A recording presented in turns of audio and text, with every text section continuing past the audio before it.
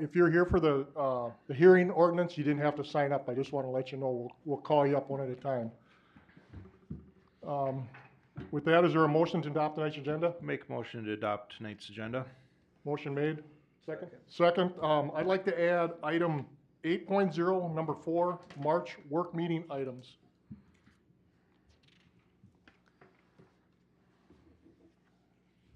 With that said, all those in favor say aye. Aye. Aye. Opposed? We have an agenda. Presentations, Anoka County Sheriff Brad Weiss. Thank you, Sheriff Wise. Our newly elected Sheriff Brad Wise is with us, and he'll make an introductory address and provide comment on the Anoka County Joint Law Enforcement Council request to extend the public safety levy for Anoka County. Thanks for being here, Brad. We appreciate it. Thank you very much. I appreciate it. Actually, I thought I'd take a moment to introduce myself personally, since maybe all of you didn't get a chance to know me throughout the campaign process. As he said, my name is Brad Wise, first elected here to Anoka County Sheriff's Office. A bit about my history, though. I grew up on a farm in western Minnesota, Madison, if you keep track of those parts of the state anyway. My family moved to Coon Rapids when I was 12. And subsequently, after college, I began a career in hotel management. I did that for a number of years until I decided that law enforcement was something that I wanted to do. So I switched my career focus. I first started with the Robbinsdale Police Department, but got the good fortune, actually nearly miraculous fortune, of being able to come and work for my hometown, which was the city of Coon Rapids. Back in those days, in the early 1990s, there'd be hundreds of applicants for every law enforcement job vacancy, something that is not the case in 2023, and it's something that's a major concern for all of us in this profession, and should be for citizens too, because getting good cops is a big deal, and we need to work on that moving forward. But that said, I started in Coon Rapids PD in 1995, and I spent the next 27 years working for that law enforcement agency, with the last 11 as police chief. And of course, this is a packed house for a city council meeting. I sat through 250 some city council meetings for the city of Coon Rapids. I attended every single one as a police chief. For the most part, they were pretty mundane, street reconstruction, those sorts of things, but obviously you have some very impassioned and interested citizens, which is good. Engaged citizens are very important for helping make for good governance. But after my 11 years as police chief, Jim Stewart's unexpected retirement really presented an opportunity that was too good for me to pass up, and consequently wound up here. So I'm really blessed and thankful to be here. Thank you for letting me come to speak to you tonight. It's been a bit of a whirlwind since January 3rd, when you come into a new job like I am. Learning simple things like how the phone works is part of the process for being the new guy on the job. And I just want you to know that the office has been phenomenal since the minute I stepped foot. Everybody's been phenomenal, so I really love being where I'm at, and I'm looking forward to continuing to provide excellence and service for the city of East Bethel. Specifically, Jack had asked me to talk a little bit about the Joint Law Enforcement Council, because I know the topic has come up in a variety of conversations. But it's important maybe to give a little bit of history on what the Joint Law Enforcement Council is and how that interacts or intersects with the city of East Bethel. But to backtrack, and I apologize, this won't be too long of a dissertation on its history, but the Joint Law Enforcement Council was formed in 1973, so 50 years ago, essentially for the sole purpose of the law enforcement agencies within Anoka County collaborating to save taxpayer money. That's the reason.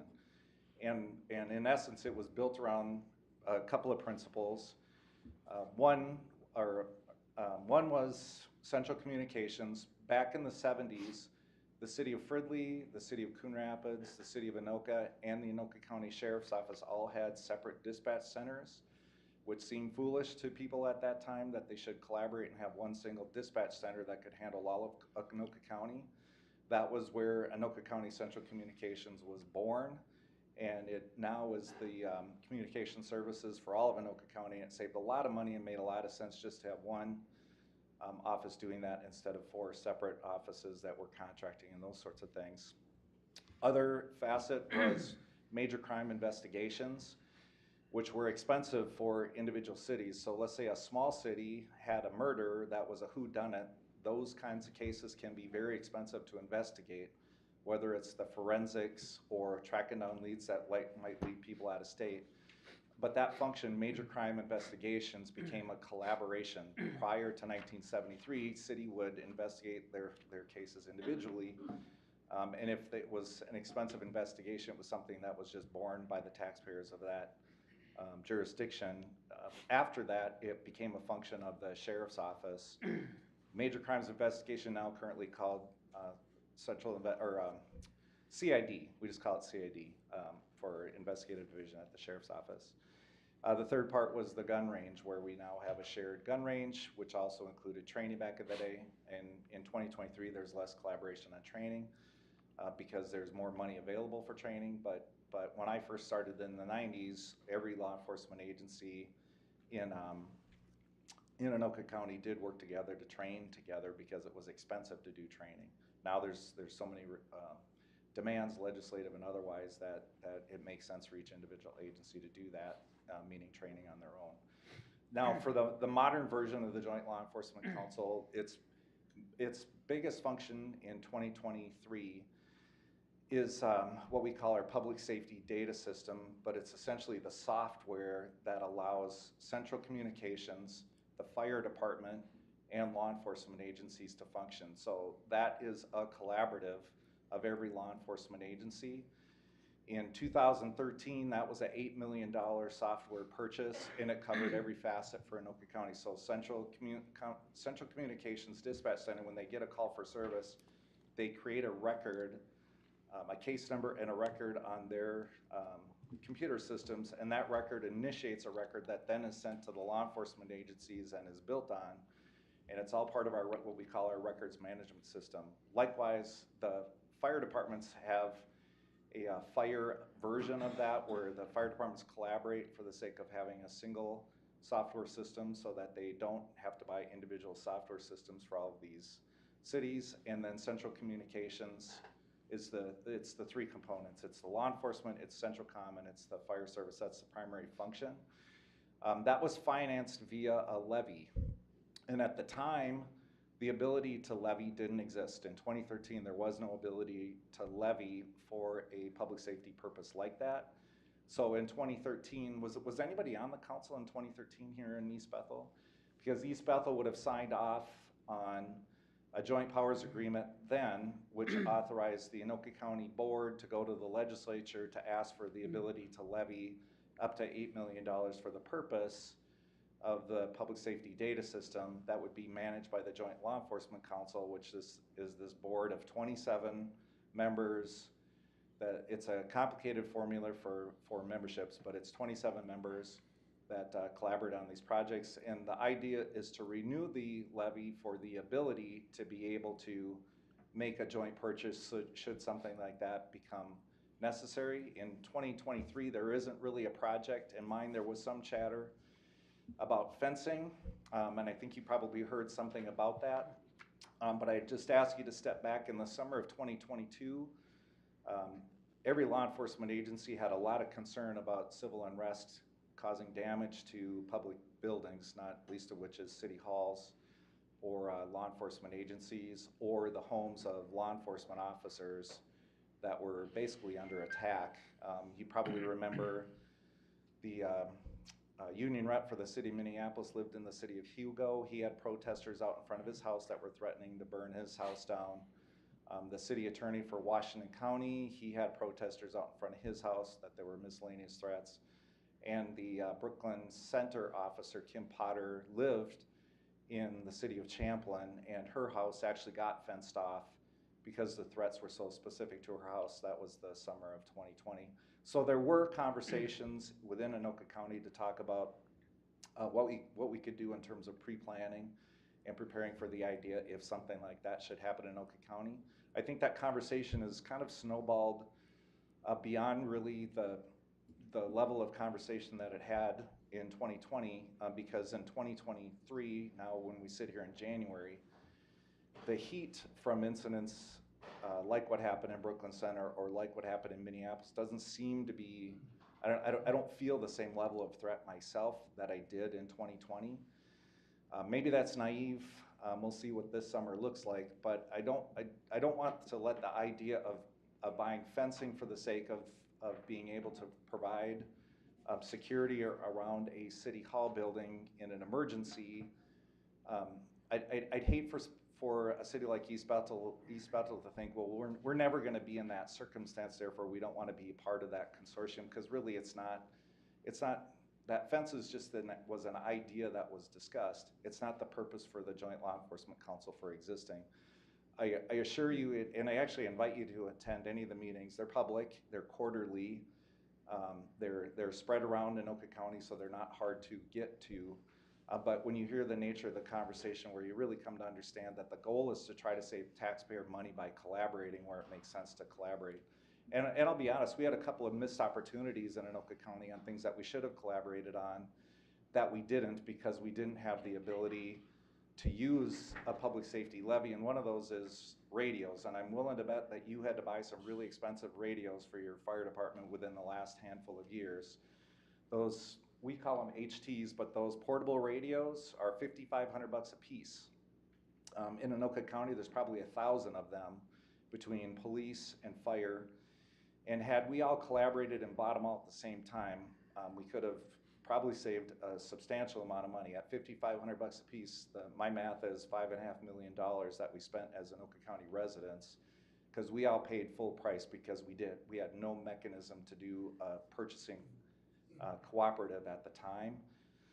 And so it represented a missed opportunity, and we just don't want to be, we law enforcement in Anoka County don't want to be in a position where we can't take advantage, say, of a public safety levy to make a purchase like that. And it's easy for it to be described, the levy, as a slush fund or something like that, and you'd have to go to the meetings and understand the natures of the city councils or the representatives of the JLEC and the law enforcement professionals that attend those meetings, that everybody's heart is in the right place.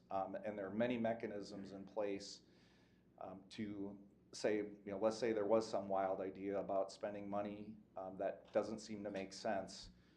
There's any number of ways for that to be vetoed via vote by anybody really who can make a case as to why it wouldn't make sense. And I just would invite you to do some informal conversations with me if you'd like. We could talk about some of the specifics if you have something special in mind. But otherwise, I guess I would say that's the short version of why the JLEC exists and why we're looking to renew the levy. And so anyway, we would I don't know if asking your support is something that necessarily we need to do, but I guess I would hope that you wouldn't be concerned or fearful that something bad might result from a levy ever be getting authorized, because it literally, the statute that we're talking about renewing simply allows Anoka County the ability to levy. It isn't a new levy. There is no new tax that's being, that'll be a line item on these people's property tax. It's just in the event if there's some way that a project makes sense, that we would have the capacity to do that, to make a joint purchase. So does anybody have any questions they want to hit me up with on this, or me personally, or anything about the office at this point? I think our concern on this, Brad, was not necessarily the extension of the levy, but the fact that it be designated to use for purposes that were regional in nature, benefited everybody, but more importantly, it was the composition of the way the body was set up, and that we felt we didn't really have direct representation in any vote or say in the matter. So I think that was our biggest concern. Yeah, and I understand that. The way the voting dynamics are on the Joint Law Enforcement Council were created in 1970s, and I would say the broad makeup is that for every law enforcement agency that's a city police department, it's the police chief and then one elected representative for those cities have a seat on the board. There's 2 county commissioners. There's the sheriff, and then the sheriff can pick 2 members of contract cities to be members, and I'm making a commitment to rotate that from time to time, which in this case it went from Oak Grove to Ham Lake was one of the members. The other member is the city of Andover, but that can evolve from time to time. And the way it was laid out was based on the financing, or how the Joint Law Enforcement Council is financed.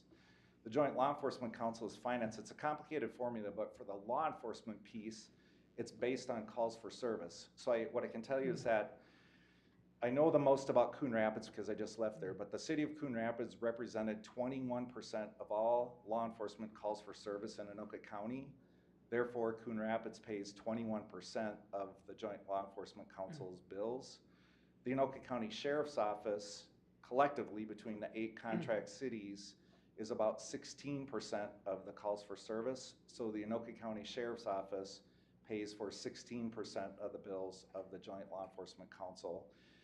And you know, given that we have 8 cities that we represent, then it was just, the formula was just to try to make it somewhat comparable to the cities so that there wasn't too much influence that the sheriff or the office of the sheriff or the sheriff at the time had. It was deemed that 2 city council members of different cities within that were contracted could then sit on the council and be voting members at a given time. Now that said, you know, like I mentioned, is that anybody is invited to attend the meetings, and there is an opportunity for public comment.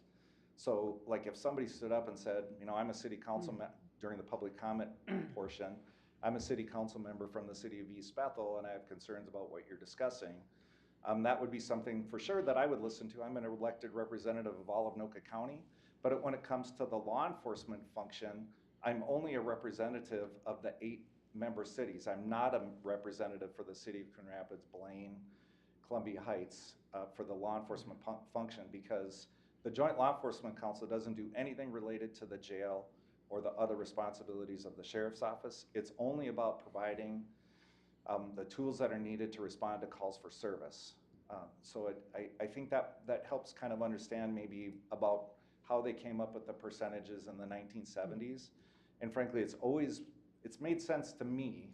And this, you know, when I worked for a city that was 21% of all the calls for service, and we had 2 votes out of 27 members that were on the council, but it was never, the dynamic was always just to be so collaborative. I never once, when I worked for the city of Coon Rapids, thought Coon Rapids is in a position where it's unfavorable to our city to be a member of that group.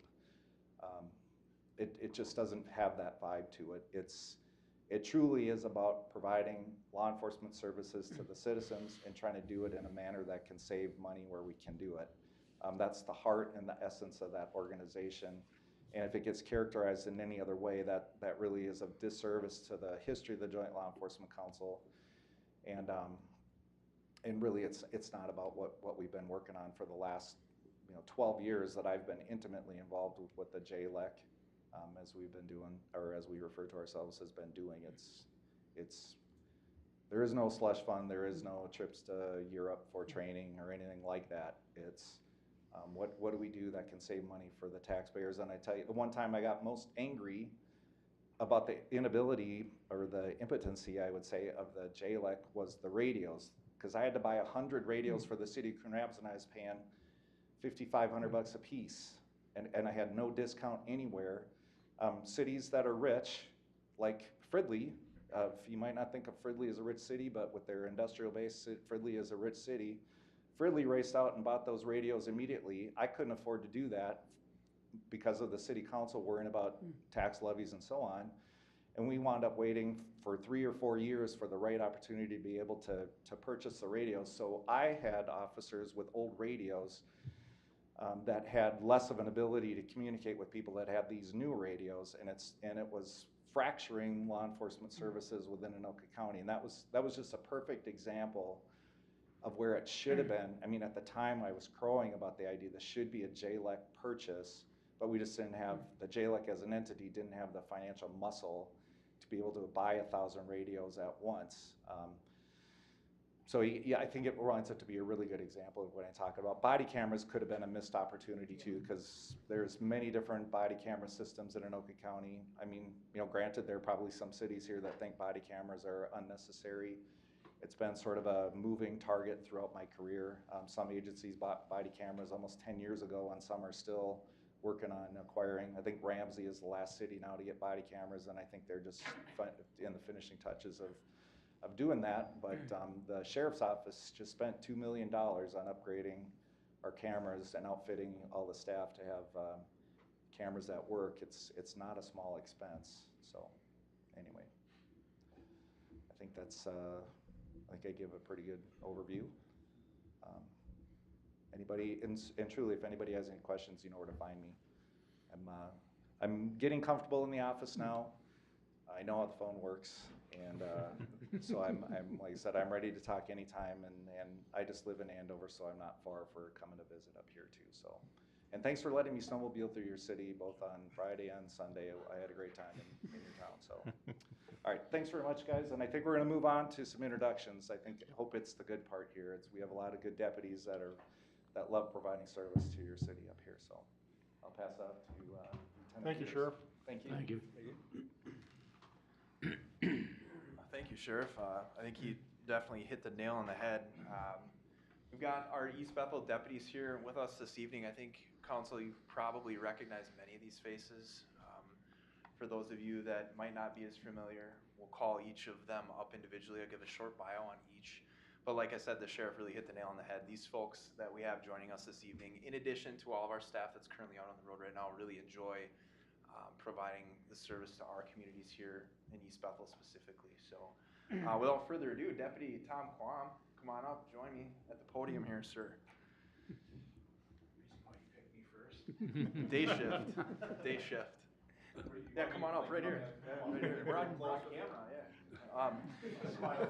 yeah. Deputy Tom Quam has been with the Sheriff's Office for 15 years, spending most of his time on patrol. He worked a stint in our warrants unit several years back and developed a knack for locating people who need to be held accountable for their poor decision making. So you can always see Deputy Quam's name come across the priority reports in my office and that of the Sheriff. So we appreciate his hard work in that endeavor. He is currently in his 9th year in our contract here in East Bethel. He works rotation 1 day shift, which starts at 6 a.m. So if you're out traveling the roads at 6 a.m., you might run into Deputy Quam if you're speeding down Viking or something. So make sure to wave as you drive by under the speed limit. Deputy Quam is a use of force firearms and taser instructor.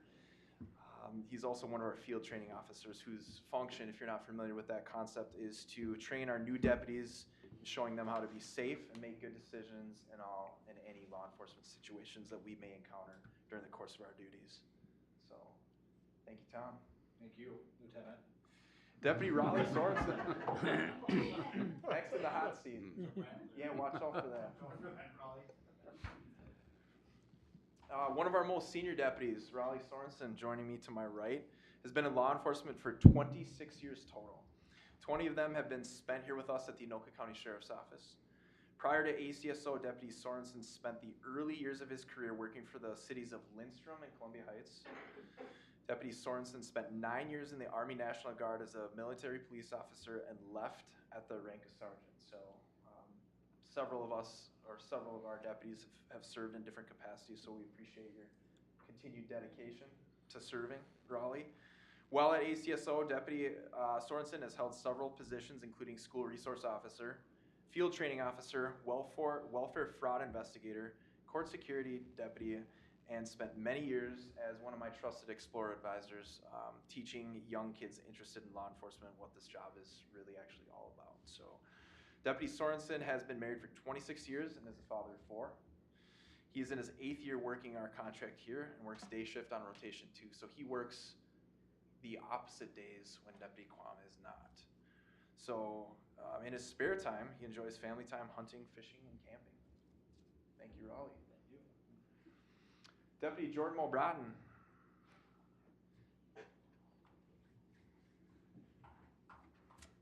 Deputy Mulbratton has been with us since 2007.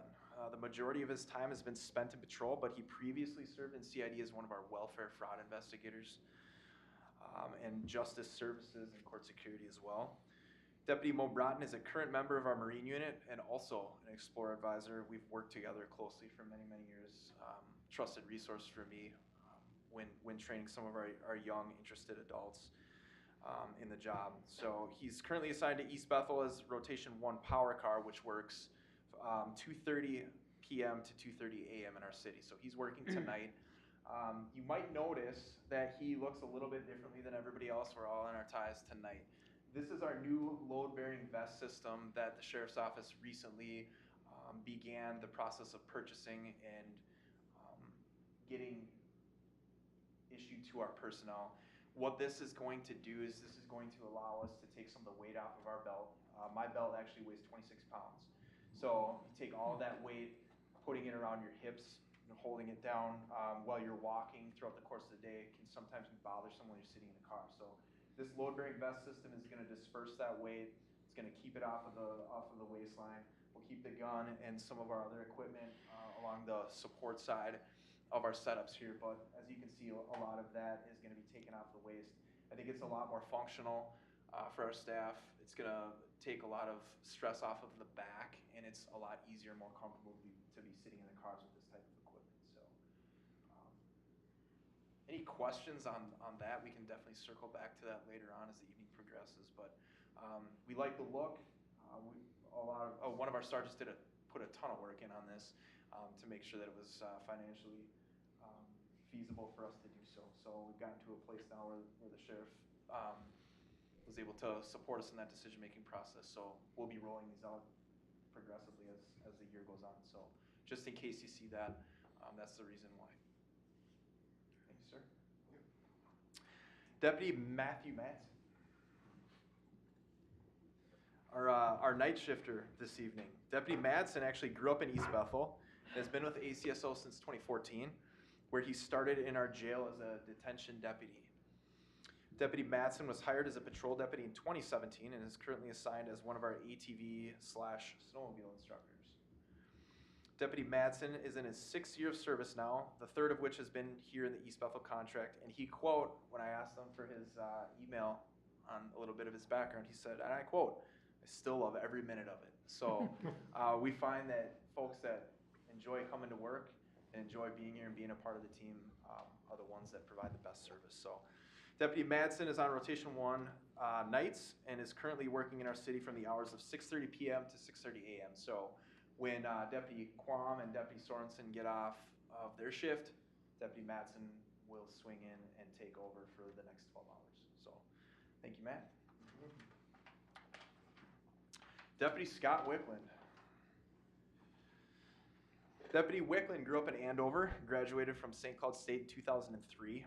Upon graduating from St. Cloud State, he was commissioned in the Army and twice deployed to Iraq. Thank you again for your service. Upon exiting military service in 2006, he began his law enforcement career at the Aurora Police Department in Colorado. So Deputy Wickland brings a ton of experience with some of the extraneous responsibilities that you had in your former city. So we appreciate that wealth of knowledge from Scott.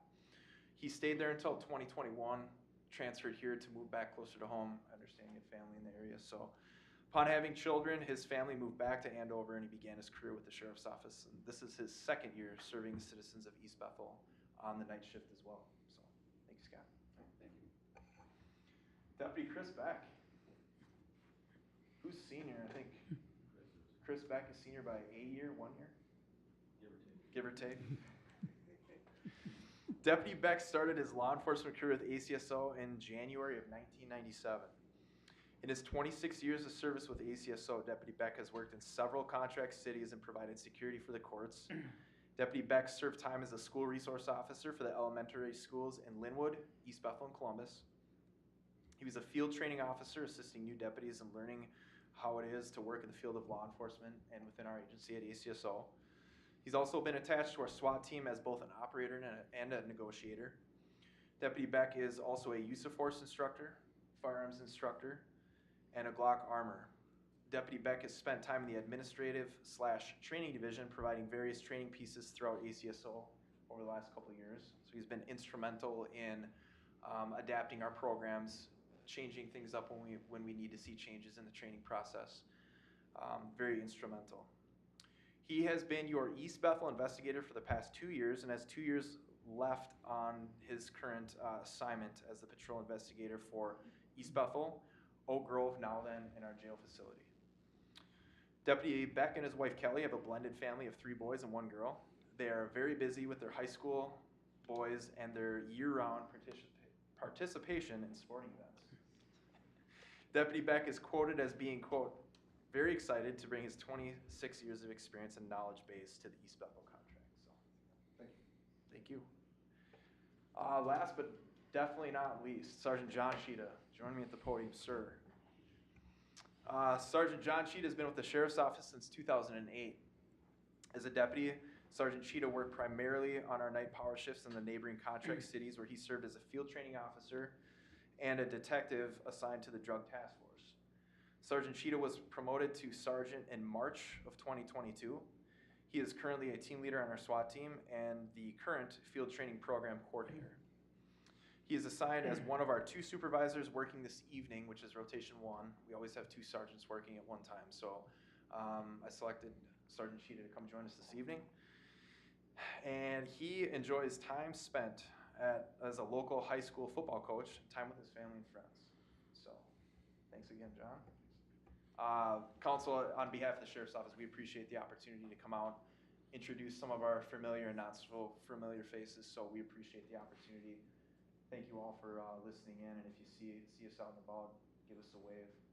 We're just a phone call away if you need anything. So, thank you all.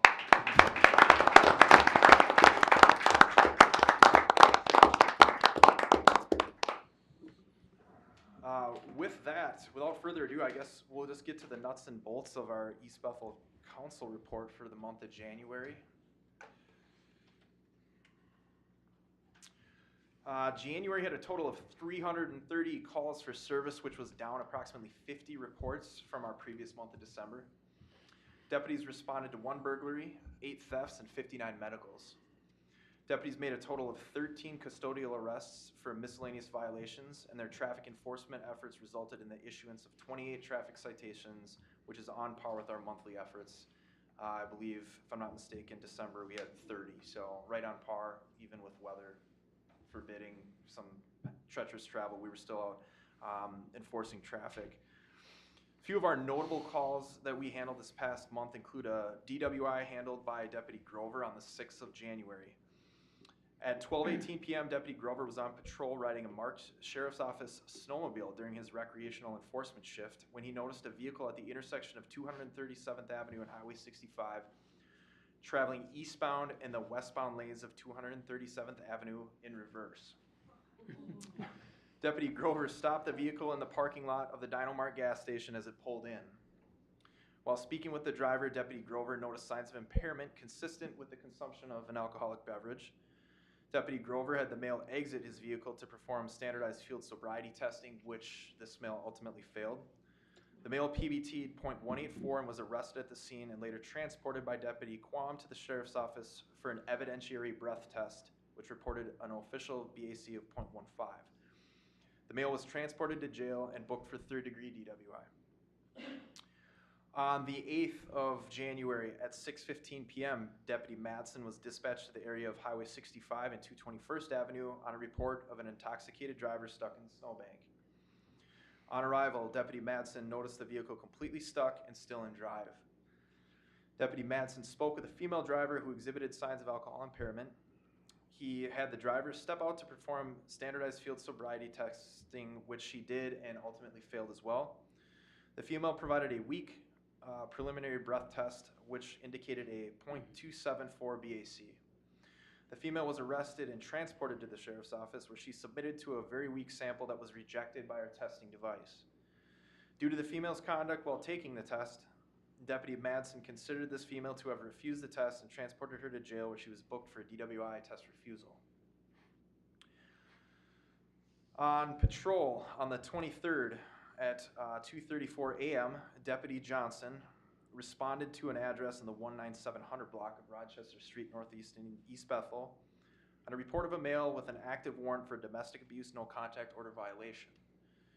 Deputy Johnson confirmed the existence of the order, drove to the house, and knocked on the door to make contact with the residents.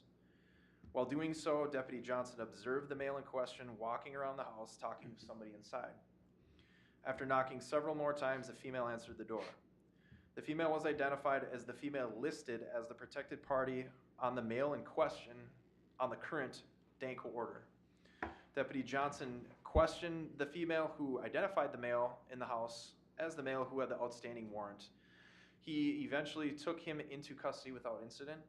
The male was arrested and transported to jail on the warrant and charged with an additional no contact order violation via citation. The male was transported and booked. And finally, we had a second no contact order violation throughout the month. Same evening, actually, at 7:25 p.m. Excuse me. Deputy Seafolk conducted a traffic stop on a vehicle at 237th Avenue and Johnson Street Northeast in our city for an equipment violation. Deputy Seafolk spoke to the driver who had an expired driver's license. Deputy Seafolk noted a male in the front passenger seat who freely identified himself to our deputy. Deputy Seafolk ran checks on both parties and learned the male had provided a false name. As Deputy Seafolk continued his investigation, he learned the male's true identity and located an active DANCO order in place, preventing the male from having any contact with the female driver. The male was arrested without incident, transported to jail, where he was booked for a felony level DANCO violation. So that sums up the month of January, but as you can see from our monthly report, like some other months and months past, our traffic enforcement efforts have led to several miscellaneous arrests that weren't necessarily tied to the traffic violation that our deputies are seeing or noting out on the street. Traffic enforcement, again, is a very important part of our job, no matter what time of year it is. So we don't function well without cooperative efforts with our community members. So again, as I always say, if you see something that just doesn't add up out on our streets, call us. We begin a lot of our investigative work just based on that simple traffic stop. So call us if you see any vehicles or people that exhibit any concerning behavior, and we'll respond. We'll take a look around and let us know if we can do anything else to assist you moving forward throughout the year. So thank you again for letting us conduct the introductions as well as the monthly brief. I'll stand for any questions if anybody has any. Any questions from the city council? No, just want to say thanks to you for coming out here and for all the deputies that came out here. We really appreciate what you do for the city and for our citizens. It's, and knowing the kind of stuff that you can potentially face, it's a big job. So thank you for that. Any questions from our audience? And if you can answer this, I heard that all of your deputies are EMRs. Is that a true statement, or? Is it EMR? I believe it's all first aid. So I think EMR is one more step up from first aid. So we train on the first aid essentials. That's a 4-hour class. I'm sorry, it's an 8-hour class that we attend once a year, or every 2 years. I'm sorry. So we need to remain active in that role. We are certifying some of our people in EMR. A lot of those folks are the ones that have an interest in the medical field and that want to acquire those new skills that might benefit us here in the long run. So there's a little bit longer of a training process and a training program as it concerns that. So definitely first aid essentials. Everybody's squared away in that regard, but the EMR is something that we're looking into for sure. Great, thank you. Thank you. Thank you, Derek. Mr. Mayor, I'd like to make one comment. I work with these gentlemen probably sometimes on a daily basis, and we've got a great group here that's working for us. They're very responsive to all of our calls, whether it's through Lieutenant Peters or Central Dispatch, and I just want to express our appreciation of your service and thank you very much. I would like to also make one more comment about Mr. Peters. He joined us replacing Michelle Orlando as our liaison, so he had some big shoes to fill, literally speaking, and he has performed excellent, and we're glad to have you aboard and glad you're with us. Thank you very much. Thank you, Jack. It's been a pleasure. Thank you, Derek. Thank you. We'll move on to the fire report. Chief Rod Sennell.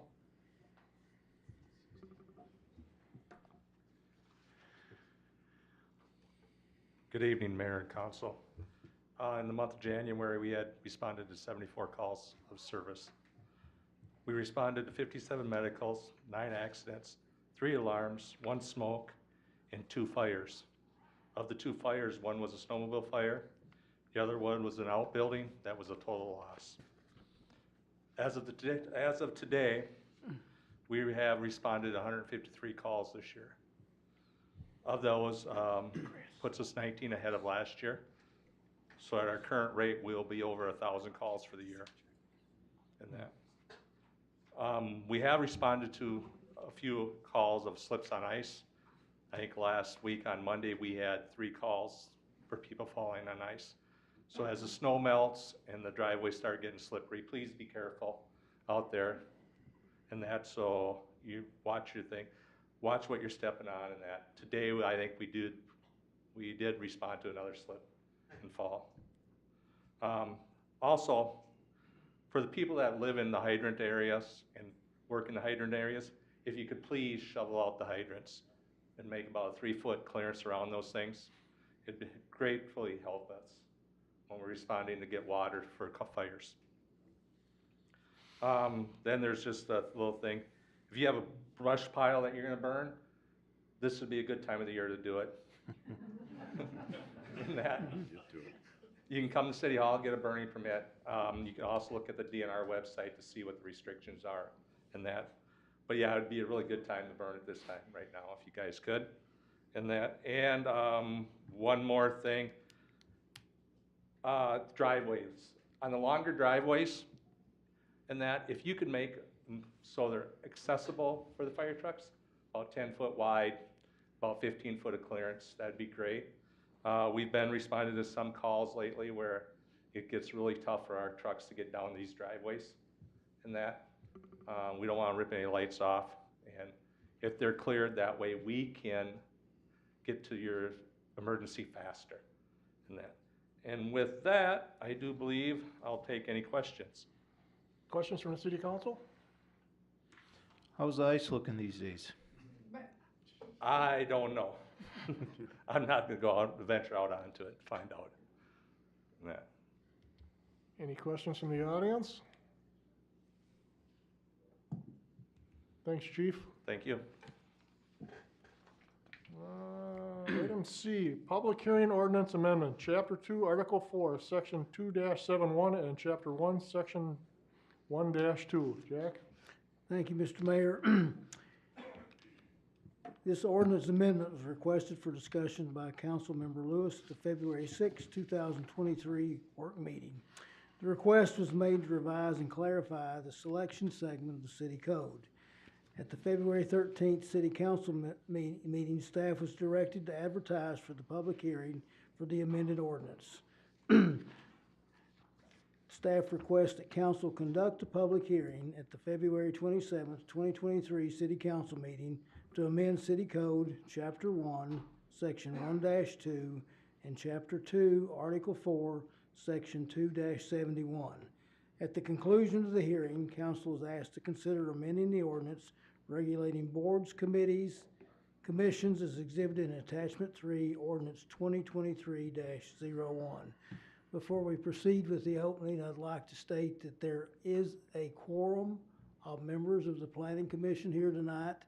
If any one of them desires to speak, they are here only as private citizens and do not represent the Planning Commission. With that, I'll open up the public hearing. Is there anybody here who would like to speak at the public hearing? Are you, Stacy? Go ahead, Stacy. What, Stacy? You're speaking about the cats? Yes. You're up next, not on this one. Okay. One other thing too is there's some people that signed up. If you signed up over here at the podium, it was for the public forum, not at the public hearing. So if you wish to speak at the public hearing, raise your hand and the mayor will recognize you and ask you to come to the podium. Anybody else for the public hearing? Gabriel?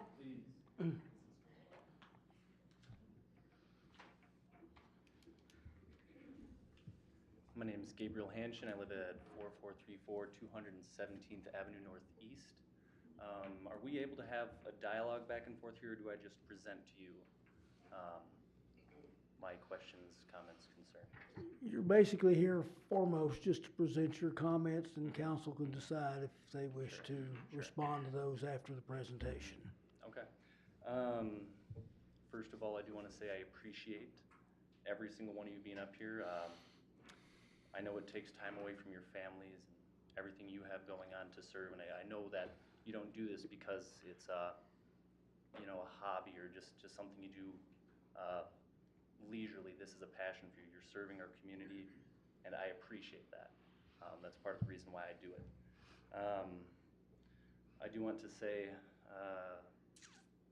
as uninformed as I sometimes feel, doing what I do here and coming to these meetings, I do believe something that's clear to me about maybe the amendment to the ordinance being made here is that it seems somewhat like a conflict of interest, having city council step in to recommend its members of, you know, the planning commission that recommends, you know, motions, you know, to the city council. That to me just feels like it's a, you know, taking power from a body that's made to be objective towards the city council. So as much as I miss or don't see behind the scenes here, I feel that's kind of apparent.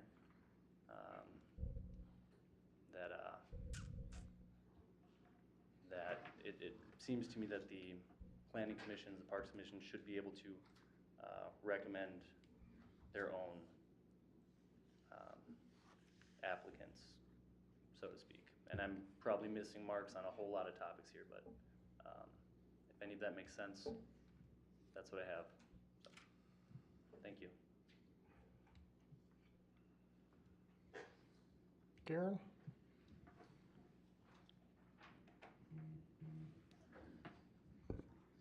Karen Kreppus, 23050 Gopher Drive Northeast.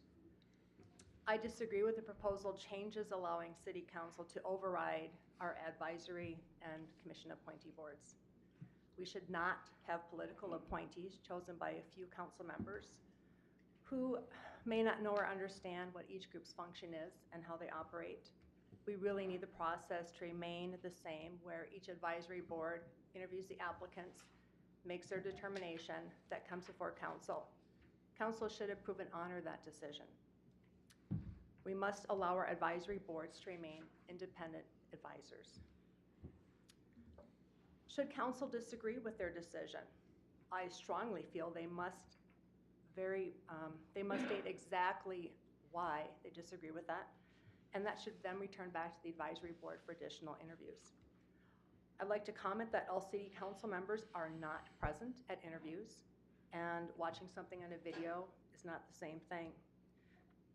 And honestly, based on what's happened this year, for all we know, I know tomorrow are some interviews for the open planning seat. For all we know, that some of our council members might already have somebody in mind that they're choosing to appoint regardless. That's not acceptable. That's not a democracy. And I just want to state that, you know, often I've been hearing our new council members speak about the need for transparency and that there wasn't transparency in the past. Well, you know what? It's 2023, so can we please all live in the present and look at what we're looking at today and going forward? Thank you.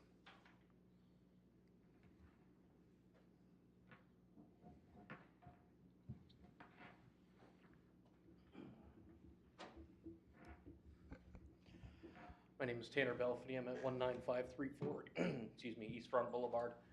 I am one of the planning commission members, and as Jack said, that I'm speaking here tonight as an individual, not as a representative of the Planning and Zoning Commission, but I can't ignore my experience with them.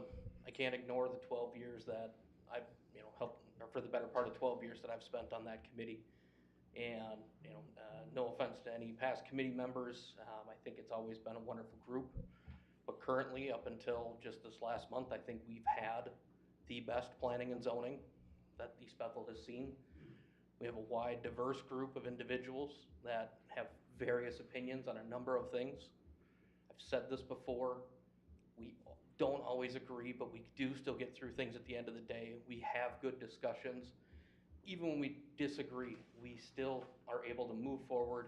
We get along, and I can't see how you can't see that that's not the best opportunity that we have for an advisory committee to your position.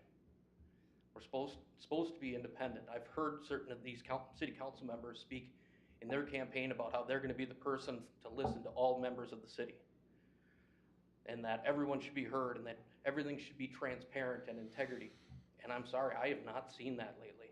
I've not seen that in the process over the last few months when multiple boards have made recommendations and then come before you to be turned down, and at the first moment of being turned down, and that's fine if that's your opinion, but then to just want to change the rules just because you don't agree with the process, because it doesn't suit your agenda, I'm sorry, that, you want to talk about transparency, that's pretty transparent to me.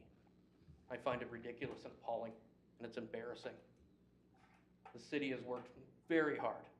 Employees, volunteers, commission members, residents spending time, we all put our efforts into this. And to have personal biases be pushed and then again, just try to change the rules because it suits your agenda, I'm sorry, that's ridiculous, and that's what I see. Whether you agree with me or not, I'm just telling you how it is and what I see from my end. And I honestly really hope you would reconsider Karen from her previous appointment. Again, she did a great job. She always brought forth knowledge. And again, I'm still just appalled that, again, that was your decision, but that is your decision and I'll respect it. But in the end, again, I think this is what we're here for tonight. I'm not in approval for it. And I don't think you should, and I'll second Karen's words. I think you need to answer why you would, if you do. Good luck.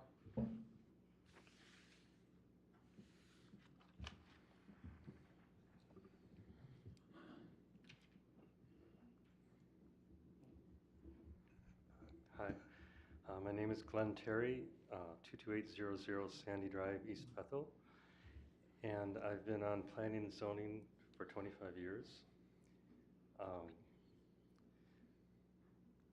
There's a reason why we have separation of powers in government, and that is to provide the widest different viewpoints of citizens to arrive at a consensus. And there have been plenty of people on this planning and zoning committee over the years who I disagree with a lot of their views, but I greatly respect them as people and their opinions, and it helps flesh out where you stand on an issue, to hear not just an echo of your own ideas, but to hear somebody that has a totally different viewpoint. And I've even changed some of my own views by hearing that.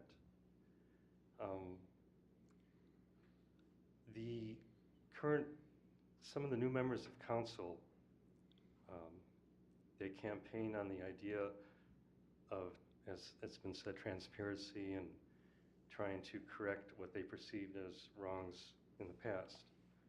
But it was a populist appeal, and a populist appeal generally gives power to the citizens. In this case, what I'm seeing is a desire to centralize power and take it away from the citizens by cutting out the decision-making powers of the various commissions. And case in point was the removal of Karen Krepis, which still disturbs me because, as Tanner said, we have the best idea of who is a good mix in terms of getting meetings accomplished in harmony, in fairness, in allowing the citizens to speak their piece and to take into consideration what they're presenting to us. And there was no point in any of her service where I felt she stepped out of line in any way in doing her duties. And we unanimously recommended that she be reinstated. So on a apparently personal bias and wrong facts about the situation, to deny her that just was a real shocking thing to me.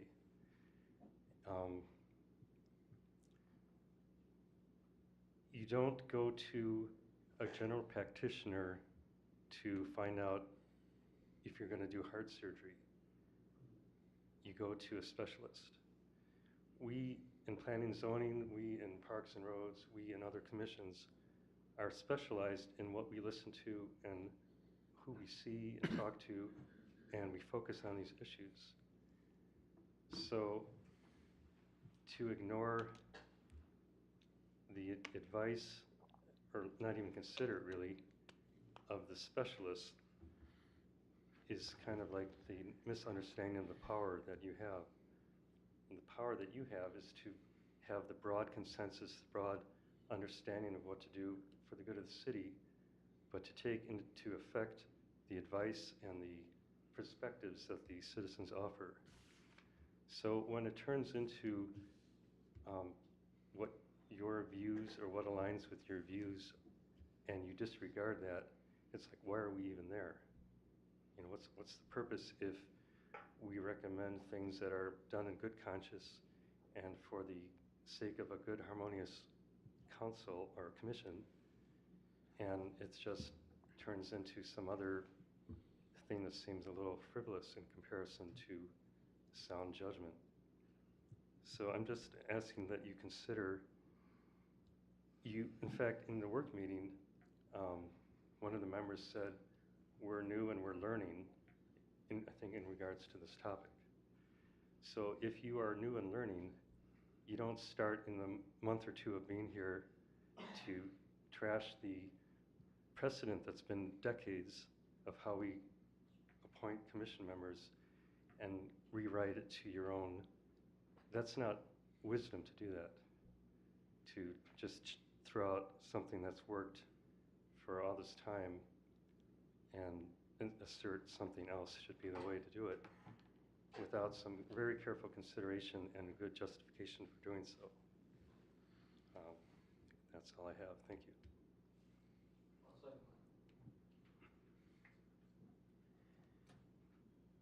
Anyone else like to speak? Jesse?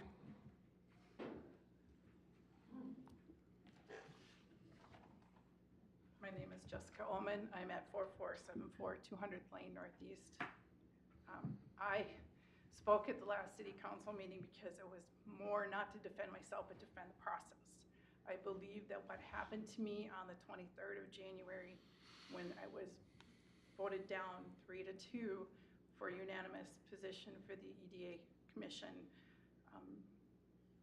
Initially at that time I was said it was, you did have experience, you weren't qualified for it.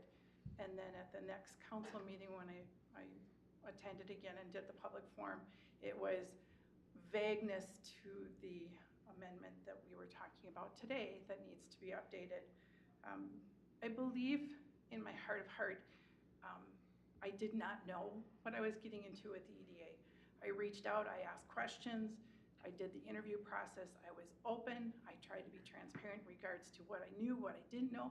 The willingness to learn was there, but I think it comes down to the process. You denied me my civic process to be part of the committee. But the question is to you, is these committees an independent advisory committees, or are these for political appointment for things, other people that you want? Because it's obvious that's what happened with this last two processes that occurred. So please keep in mind that these are independent citizen advisory committees to advise within the city limits, not a political appointment. Thank you. Thank you, Jesse. Anyone else? Denise?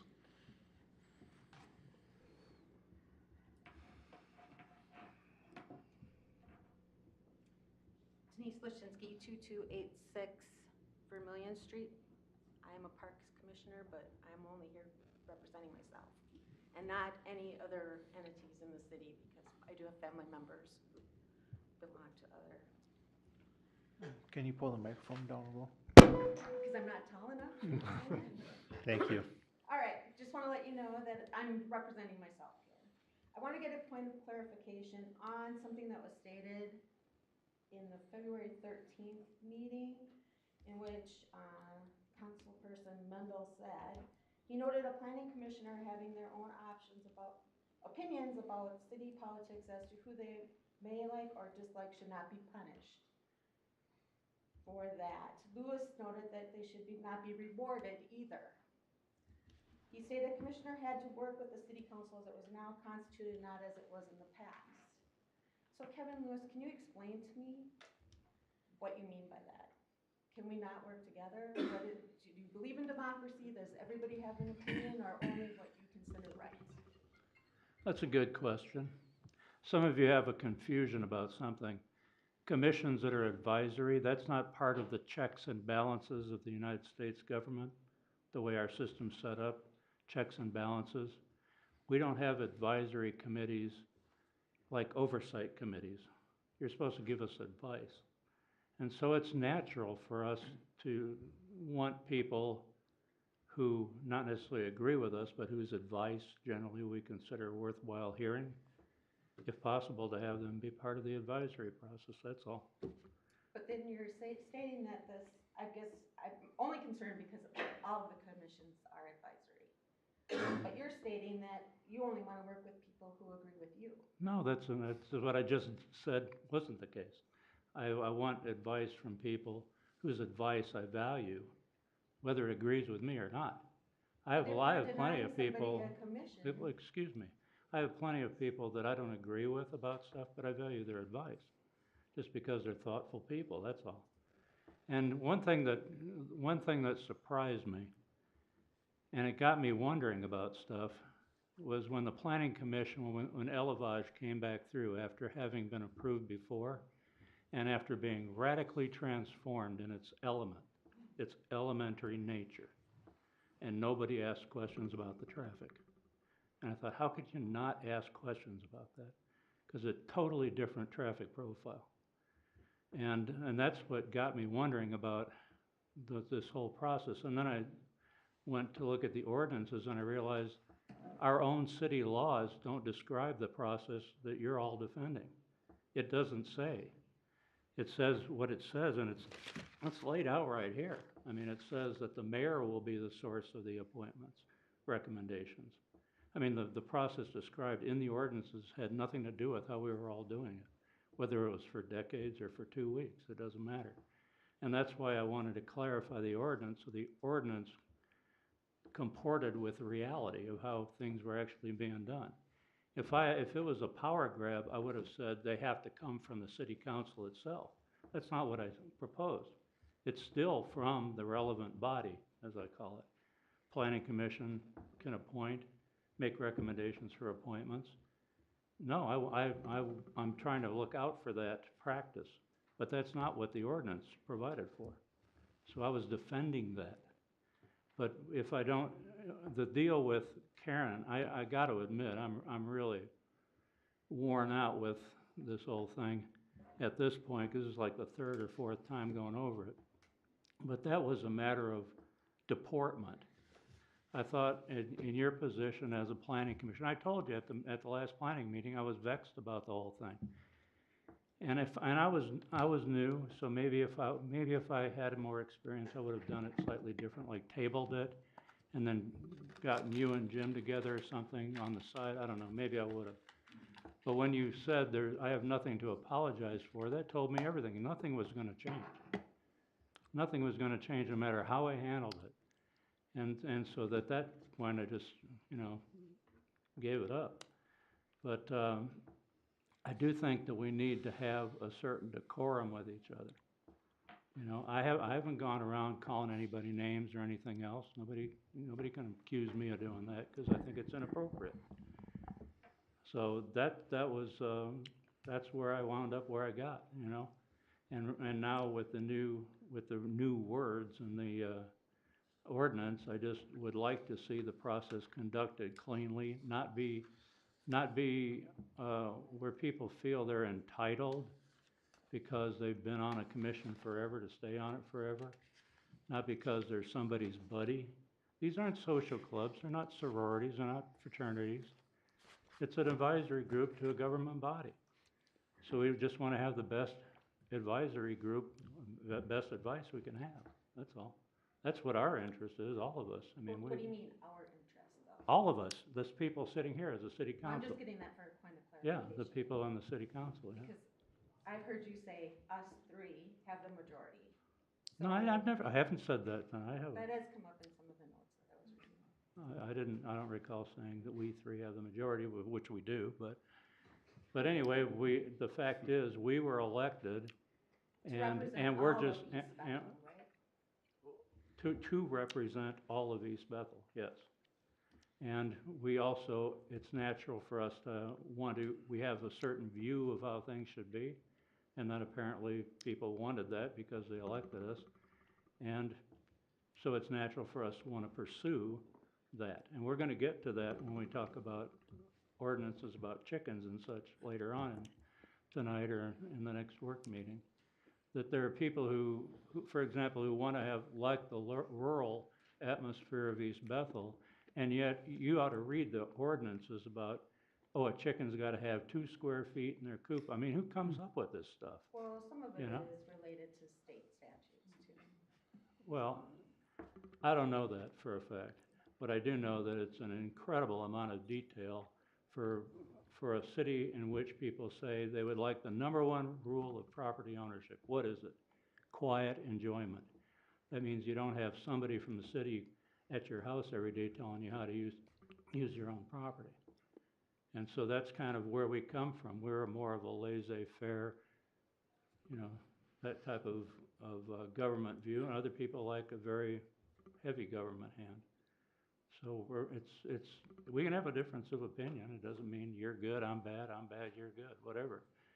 But all this is about is an ordinance change that we tried to make comport with the reality of where we're at, how things are actually done. And the old ordinance didn't describe it with a hoot.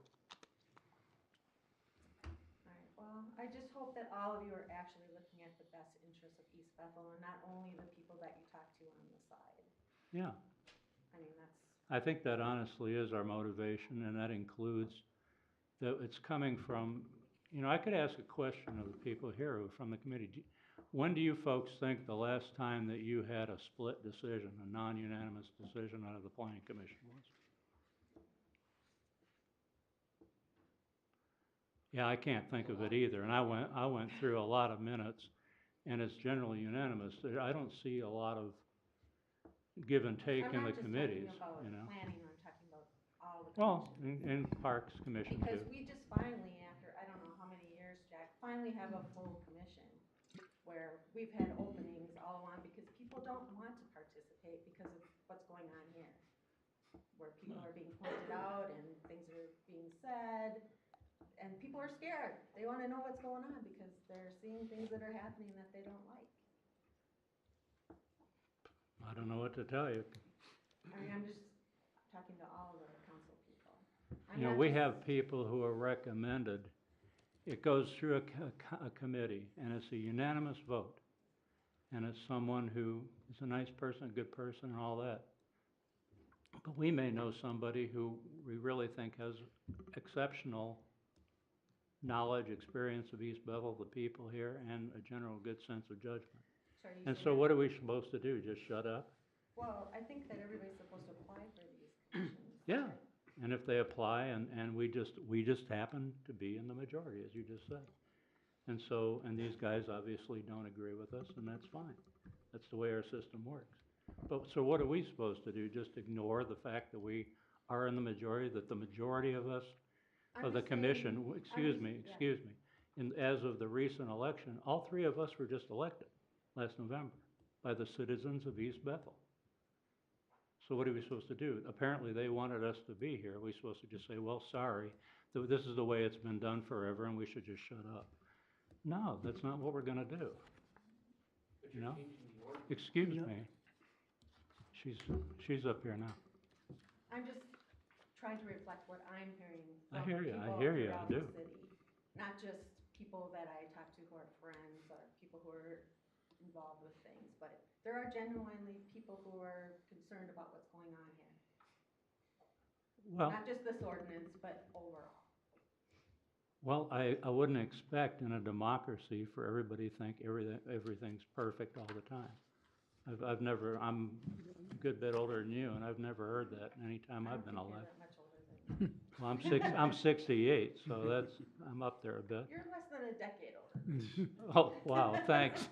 That's what you call a backhanded compliment. I'm just telling you, you're not that much older. But you know, that's the way the system operates, you know? And if we had wanted to be, power grabbing or something, we wouldn't have said that the nominations come from the relevant body. That was pivotal to me, that was the way things are being done. We needed to keep it that way.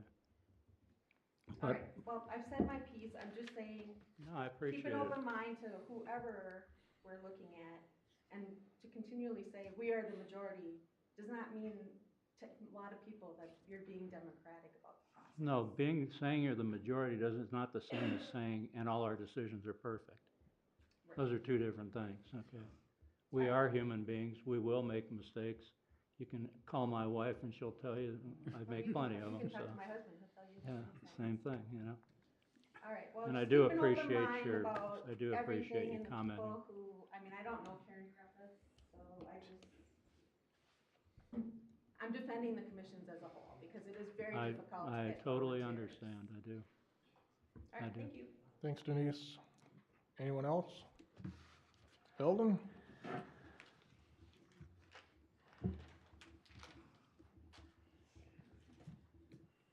My name's Eldon Holmes. I live at 2773 222nd Lane Northeast. I was a member of the Planning Commission 14, 15 years, whatever. We took an oath just like everybody else here to try and do our best for the city of East Bethel.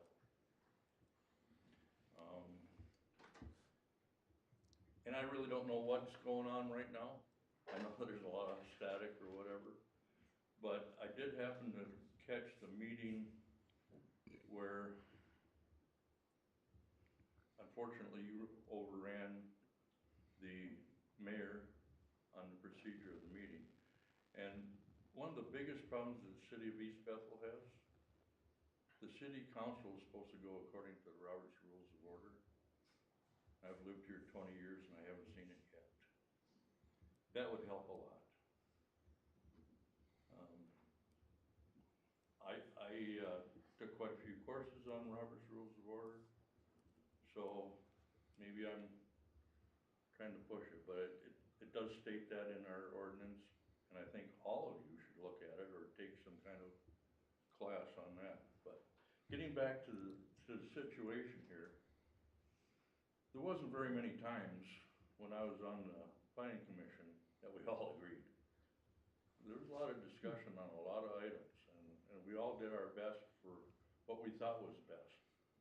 And after the meeting or whatever, we'd all be friends. And that's the way it should be. Mhm. You shouldn't be arguing over petty stuff. I shouldn't say petty, but it just seems like it's petty. Just the way things are handled in this city. Now, I've talked to Jack a lot, and we don't agree on everything either, you know. I told him, this is what you should do, and he said, well, da-da-da-da-da, but we get along. We're good friends, I think. And that's the way it was with the members that are here that I was on the commission. We might not agree on, and there's a lot of times when I definitely didn't agree with any of them. No big deal. We did what we did, what was best, and we're strictly an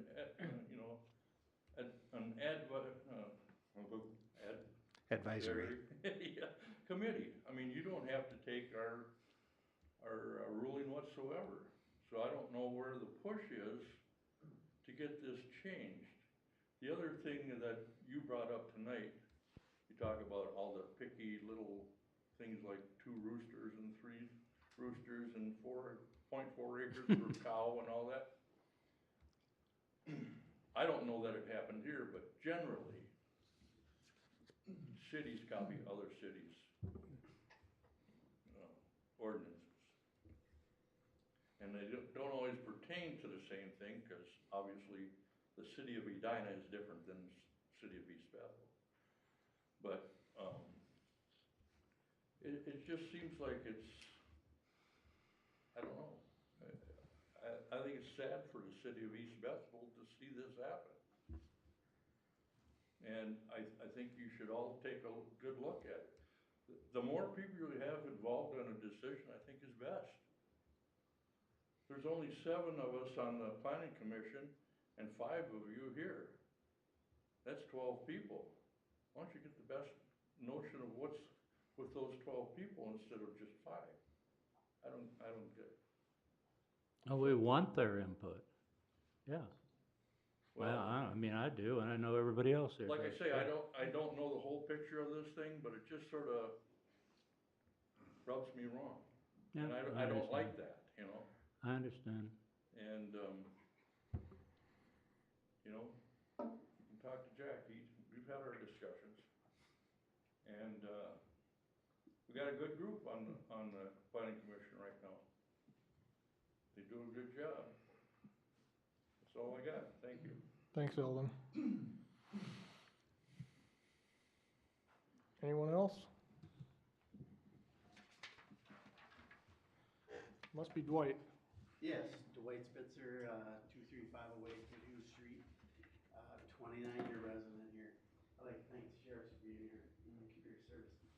But I'm kind of mimicking everybody else's thoughts here on the same thing. I think the ordinance, maybe if you're going to change it, should read that the commission should make the appointments and you should accept that. And I think Karen and Jessica, I think they were wrongly, what happened to them was wrong. That's what I feel. And I've talked to each and every one of you about this very same thing. And Democratic policy seems to be wavering here. And I think if you allow them to appoint people, accept that, because obviously they heard all the interviews and appointed the best persons. So for Jessica and Karen, I'm here for you guys, and hopefully you guys all hear that and take that democratic thing and work with it with the people that live here. So thank you. Thanks, Dwight. Anyone else? Brian Bazanza?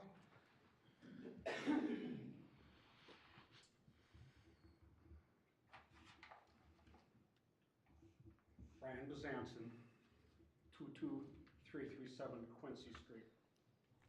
I've been a resident of East Bethel since May of 1977. It was rural then. It's not rural anymore. It's exurban now.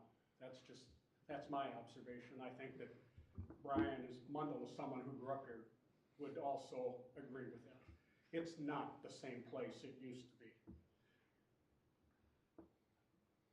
I've been here 45 years and 9 months. In the early 90s, I believe it was 91, I was asked to become involved with the city. When asked why, the response was, "You don't have an agenda? You're just an honest guy."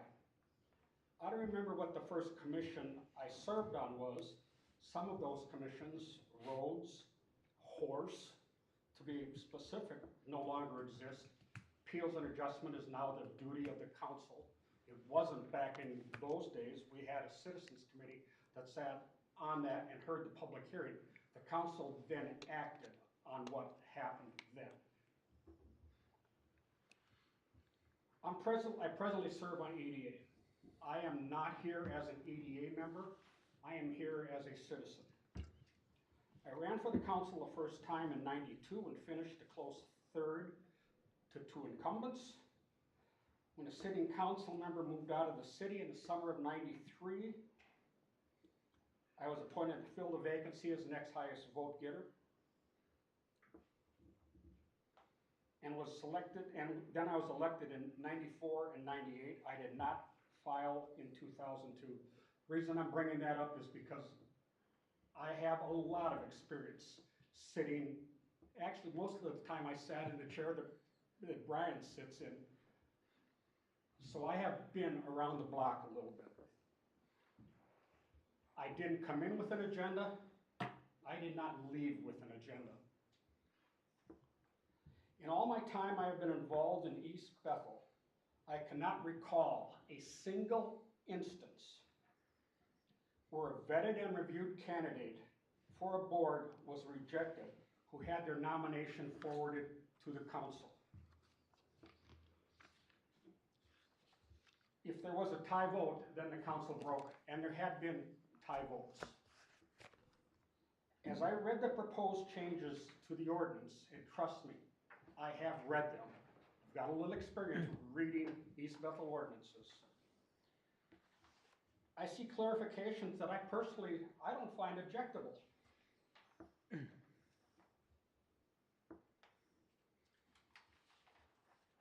The issue for me is that, as they say, the devil is in the details.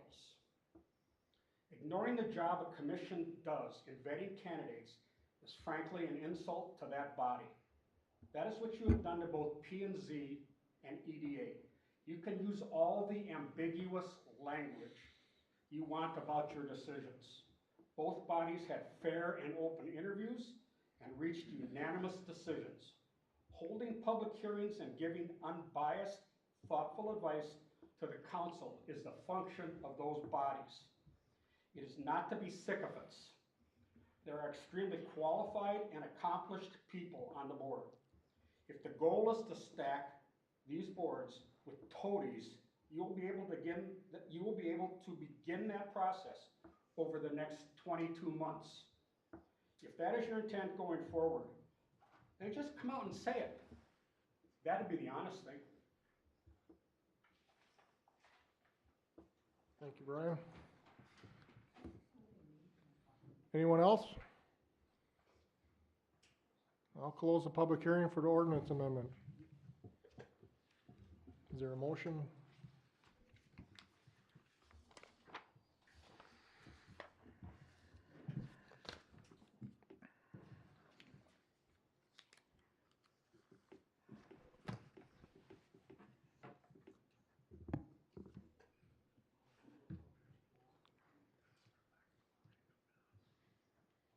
So what's the correct way to word it? I'd make a motion that the city council approve ordinance number 2023-01. Is that the correct way to say it? That's good. Okay, Motion well, I made. so move. Motion made, is there a second? Second. Motion made, second, discussion. No discussion, all those in favor say aye. Oh, sorry, I do Brad, have go some ahead. discussion. Go ahead. Concerning the, let me come back to it here, somewhere in the redlined. It concerned, verification of their residency, and down below it has a definition of residency that's being changed. My concern with this is the only thing somebody has to do to run for city council is to sign a sworn affidavit. They don't have to bring a driver's license, an ID card, a utility bill. And by doing that, it could exclude some people because not everybody has a driver's license, not everybody drives, not everybody has a ID card, not everybody has utilities. Some people rent and the renters cover their utilities. So by stating that, it could exclude some people. And as it states, you would have to go above and beyond to prove yourself as a resident to serve as on a commission than you do for actually being on council. So something should change, so something aligns there. You realize there was no definition in the city ordinances of what a resident was. I'm not I mean, that's I'm why not denying that. I'm just saying no, but I mean, this is the that's issue why I it's see. there. This is the issue I see right now. So the simplest fix to that would, I believe right now, that anybody applying signs a sworn affidavit saying that this is my address, I'm a resident, and the city staff has always verified that. Under penalty of perjury, that kind of thing? I don't know what the small print says, but If- it would then fall onto that person that, If you're running for city council, you file a candidacy of application in that you certify what your address is. That application is then sent to the state. So if you do not tell the truth on that, you perjured yourself. So, we do check, fortunately, East Bethel, you know most everybody that's running. If there's somebody that's not running, we do check and verify their address. But, that would be another way to do it, as Mr. Mundell says, is require just a signed affidavit that you are a resident, and it would be under penalty of law if you provide falsified information.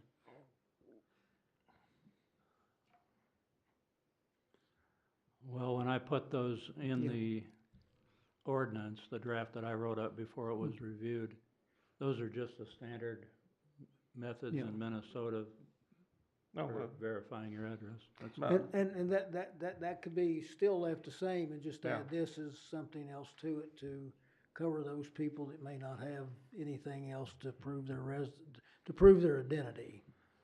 No, Yeah, there's no check on it like there is when you're running for the city council. You said the state, there's a check on it, it's checked out, correct? Correct, but there'd be such few people that did it, it wouldn't be hard to check that if we had to do that, if that was the only way they had to identify. If that's something you want to add. Yeah. so that's my Doesn't add opinion. anything for me, but That's What my do you guys opinion on think? that either running, the qualifications should be the same for proving you're a resident for council as to serve on commission. I just found it was weird that the ordinances refer to resident quite often and never defined what the term meant. I mean, you know, it's kind of strange to use a term and then never define it's a central term, you know? But then again, I've read more ordinances and there's a lot of things in there that are unusual. It's Tim? Yeah. Brian? I believe that resident is probably defined by state statute. I defer to the city attorney on that. And as far as I know, state statute takes precedent over anything that you act on here. Well, I can't imagine that the legislature hasn't defined resident. Well, what I put into the ordinance were from the state statute. Yeah. Okay. So- There's various reference to definition of residence, and the Yeah. city attorney can add to my statement, but there's definitions of residence for tax purposes, there's definition of residence for running for city council. Yep. They all are somewhat similar. Basically, the basic difference is the term that's required to qualify for those residency statements. For tax purposes, it's more than a half year, 183 days. For city council, it's 30 days. So, For a just- fishing license, it's 60 days. yeah, and you just need to we need to pick one, or just add them all, or just pick one and say this is it. I think they all achieve the same purpose. So Mayor, with your leave, because it does run through you, once again, your city administrator is spot on. Definition of resident is in state statute, but it's going to have different definitions depending upon what subject matter is actually being addressed within that particular area of law. And the city administrator has identified a few different areas where the definition of resident is going to be different depending upon what purpose is trying to be met. In other words, there is not one definition that just applies throughout. Thanks, Eric.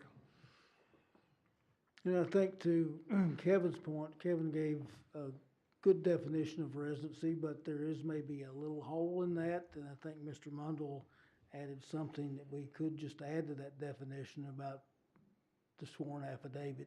If you don't have any other means of, if you're a renter and you don't drive, or you don't have an ID card, or you don't have a utility bill to show that you've been a resident of the city of East Bethel, maybe this is a way to plug that hole. I have no objection. If you can make the definition better, that's fine.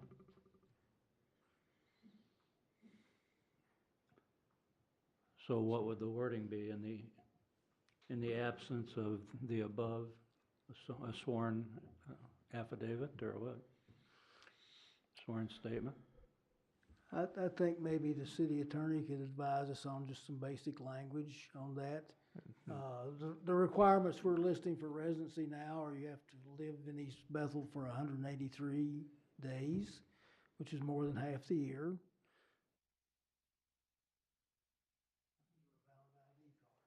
Or produce a utility bill that shows that you've been at this residence for that period of time. In where you speak that definition, living in the city for 183 days, isn't the qualifications for running for council only living in the city for 30 or 60 days? 30 days for council, but again, you know, you can, So- we can make it anything we want to make it. Yeah. And like, Well, I ultimately see the definition of residency and the point that you're trying to make as proving residency, two different subjects. Well, I mean, yeah, you can divide the two things, yeah. Yeah, and so if What we somebody, wanna, what we wanna make sure of simply, because it's required by the ordinances, is that a person can prove their residency, that's all. Nothing complicated, yeah, just how best to do that.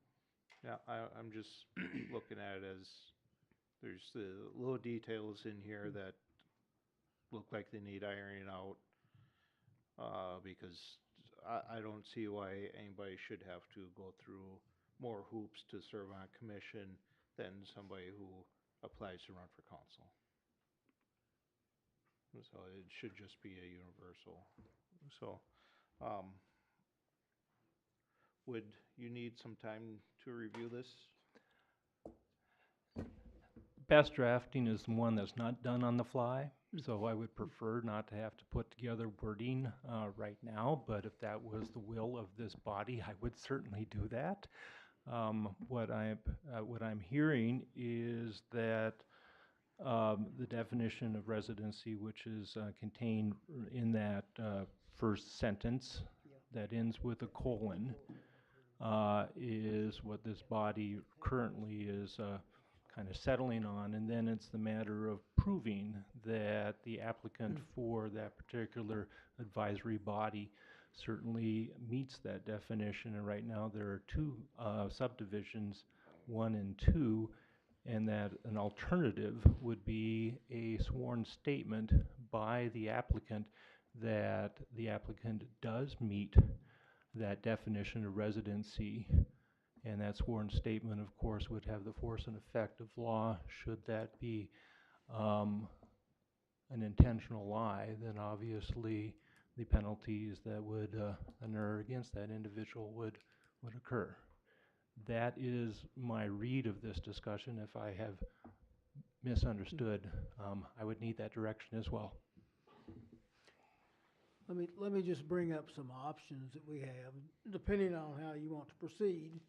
We have a motion before us to approve those two amendments.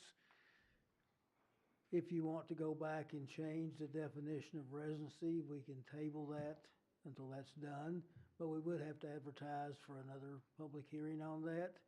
And you could approve the 271, which is the actual ordinance wording itself, or you could table them both, whichever one you want to do. Either way, we would have to schedule another public hearing, it's my understanding. You are correct. Those are the options before this body.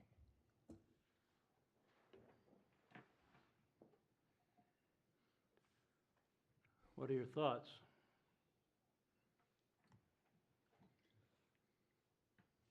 Well, Brian's made his clear, but We might as well table it Might as well get it right the first, until we first do time. anything voting on it.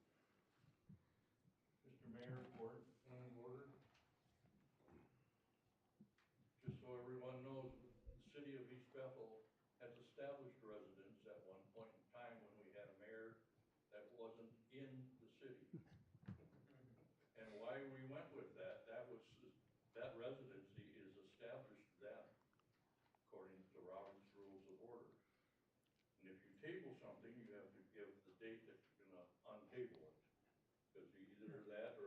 table it, it's done. Those are the 2 points I'd like to make. Thank you.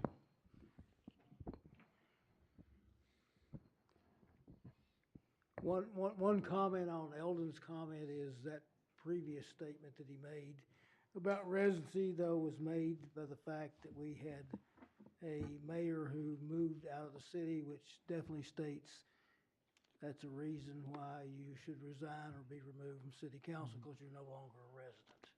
That was the point of that discussion.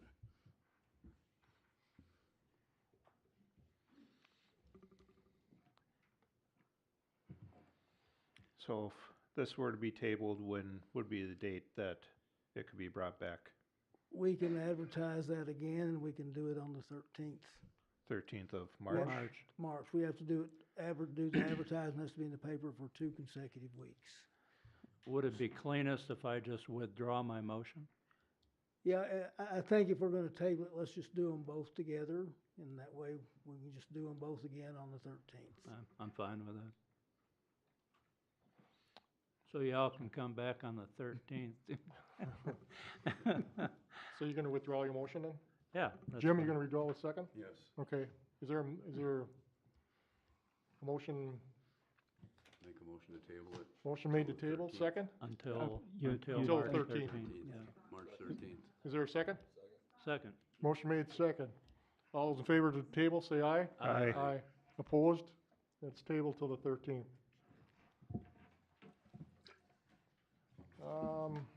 Public forum. Before we get started on public forum, I got a couple comments here I'd like to make.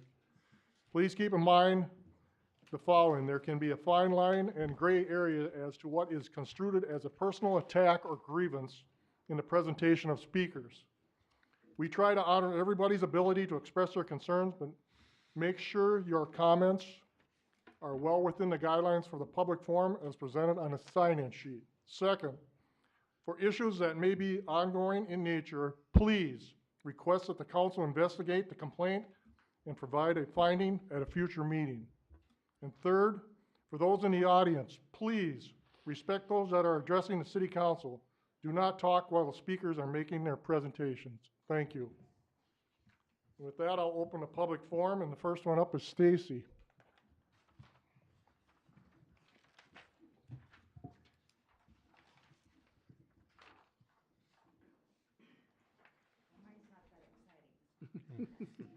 Can you pull the mic down so you can speak into it? Thank you. Thank you. Mine's not that, can you hear me now?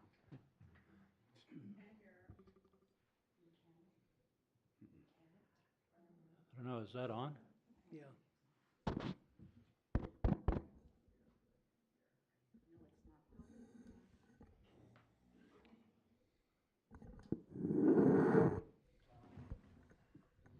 Eric's got his over here, Jack. Eric's got his over here. She can.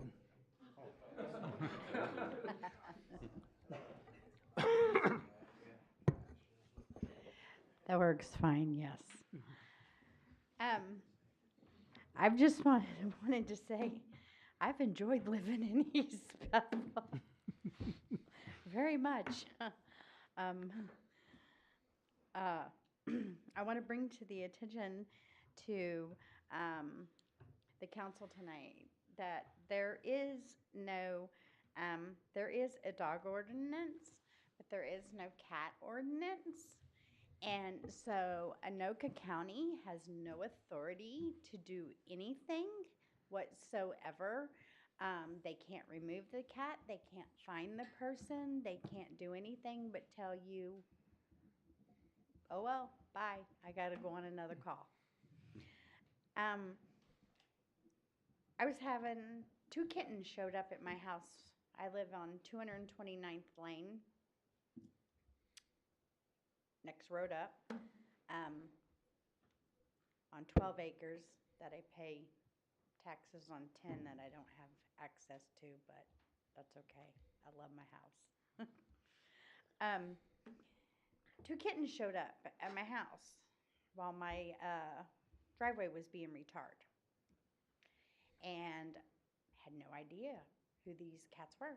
We don't have roaming dogs. All our neighbors have the electric fences, and we don't have roaming dogs and cats, and never seen any kittens. I mean, they were babies. So the neighbor down the street does foster care, so we took them down there so they didn't get hurt. Next day, man comes, knocks on my door and asks me, do you know where these cats are? I said, yeah, they're down the street. She does foster care. And I said, I didn't know whose cats they were. And they go, they're your neighbor's cats. And I said, oh, well, okay, I didn't know that. They were kittens. Well, little to behold, those two cats ended up dead on 65. And then about a week later, here comes 3 kittens on my porch. 2 of them died. 1 stayed for a year and a half at my house. They never came. In the beginning, we used to round them up, go knock on the door. Your cats got out. Your kittens are out. They would just throw them right back out the house. They've got 3 big dogs. Their cats are not allowed in the house. And so the last cat to survive, I took to the vet because after no contact with them a year on inquiring about this cat was now mine. And I took it to the vet, paid the vet bill, only to find out I had to surrender the cat because it had feline leukemia because they had not vaccinated their animals. And he had been exposed to my cat, so I incurred another cat bill, making sure, because not all the time does the vaccination work. And the cat had about 6 months to live, the vet said. He had already started the process of end of life, and so I surrendered him to Anoka County Sheriff's Department, and because I wanted him to have, the cats had to stay separate to keep from infecting my cat, and I wanted him to have the best end of life, dignified end of life that he could, so I surrendered him. I incurred a vet bill from being scratched by the cat, a medical bill. I was scratched by the cat and got an infection and had to go to the doctor and go on antibiotics. So we thought, after we surrendered trouble, I came to the first meeting of this month, and that's when Jack told me, no, you come to this meeting, and he called me and gave me some information. And look, I don't care if Ed the farmer has 10 cats in his barn. I'm never going to see them. They're not going to bother me. But when I tell people I live on 12 acres, oh, you live in the country. No, I don't. I just have a big backyard. And this was very traumatizing to my family. We take our pets seriously. They're all, and my cat is chipped. We take our animals very seriously. And we had really become attached to him, and that was and like I said, they had not come and checked on that cat in a year. Didn't even know. I don't know if Anoka County, I got their address. I could give them their address, but I had no phone number or anything. So I don't know if Anoka County ended up contacting them. But indeed, I did say, if Anoka County, I said, if you do make contact with them, I said, look, I want no animosity. Will you please tell them it was our pleasure. We loved him, and we were glad we could help him. Because I don't want to sit and scream at my neighbor over the fence, and I have animals, and he's got guns and he shoots them off, and I don't want any of my animals dead. So I asked the police department, I said, if you do make contact, will you tell them it was our pleasure and we're so sorry about the bad news? And lo and behold, there was a kitten on my porch last night.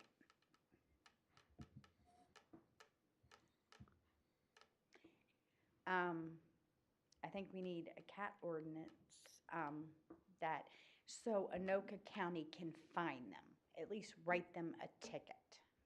And the tickets get larger the more tickets you get. The police officer at Anoka County told me, he said he responded to a call and there's 45 cats in the backyard. And he said he knew all 45 were not vaccinated and taken care of, and they were bothering the neighbors and everything. And he said there's nothing he could do because there was no cat ordinance. There was just a dog ordinance.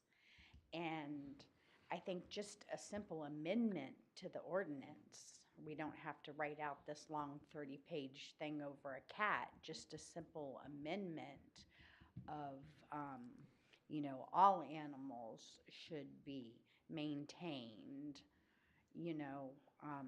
by their owners on their property. I mean, I didn't care over the summertime. My cat and this cat, their dogs would come over and I'd pet them. But you go home and you take care of your cat. And definitely when it's -30. And the animal doesn't live at my house. It goes home. I mean, do you understand? I don't have any problems. We have lots of people in my neighborhood that come to my house because and Anoka County has pictures. I have a pig, a pink potbelly pig. She lives in the house, and they love. And I have had a lot of ambulances have to come to my house for different reasons. And so they love my pig. And she's well behaved. She stays on the property. My cat does. My dog does. They're all vaccinated. They're all,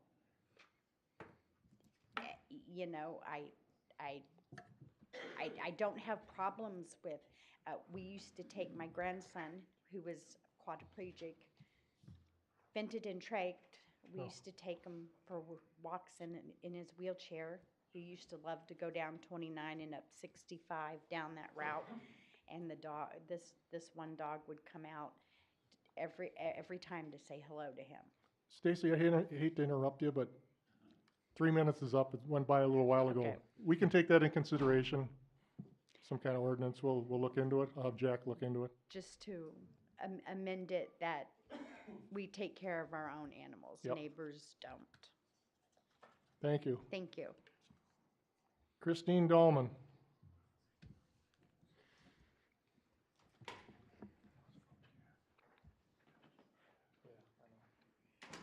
Christine Allman, and yes, I live in Ham Lake, but I have a vested interest in the city of East Bethel. For those of you that don't understand what that means that property can be conveyed into my name at any time. Reason why I'm here tonight, you just said that if there's a complaint filed, to ask what the status of that is, not to rehash it here. So a complaint has been filed.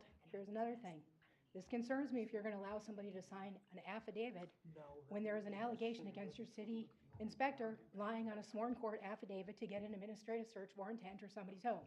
I'd like to know where the status is on that is, and the status on the complaint to Jack Davis instructing the independent inspector to lie.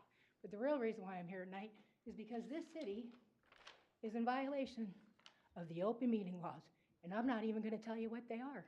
You got 2 weeks to figure it out.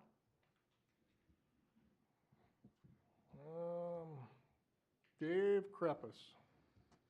Dave didn't believe, he said he signed up for this by accident, thinking it was for the public hearing.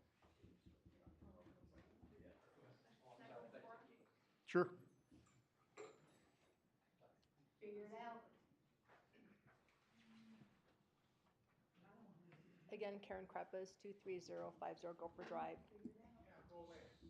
I just want to say that I never thought I would experience fear after speaking at a public forum.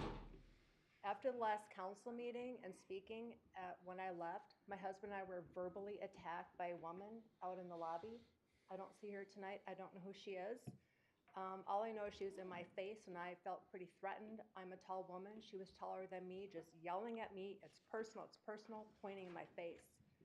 I just want to say that I did file a police report, and through public data, I did get some camera footage. I have pictures of the woman. I'll leave a copy with Jack, and I did give a copy to the police deputy. And, you know, everything that my husband and I have spoken, we've all been referencing council meetings. It's all been factual. And I just feel that people like that woman should be banned from attending in our chamber. I've been nothing but civil in my remarks, and there's just no place for people that are not going to have a lack of decorum or respect. Thank you. Thanks, Karen. Kathy from Beaverbrook. Okay. Mark Gimple, he left? Okay, then I'm going to close the public forum. I'm sorry. Oh, Dave? Oh, I thought I had.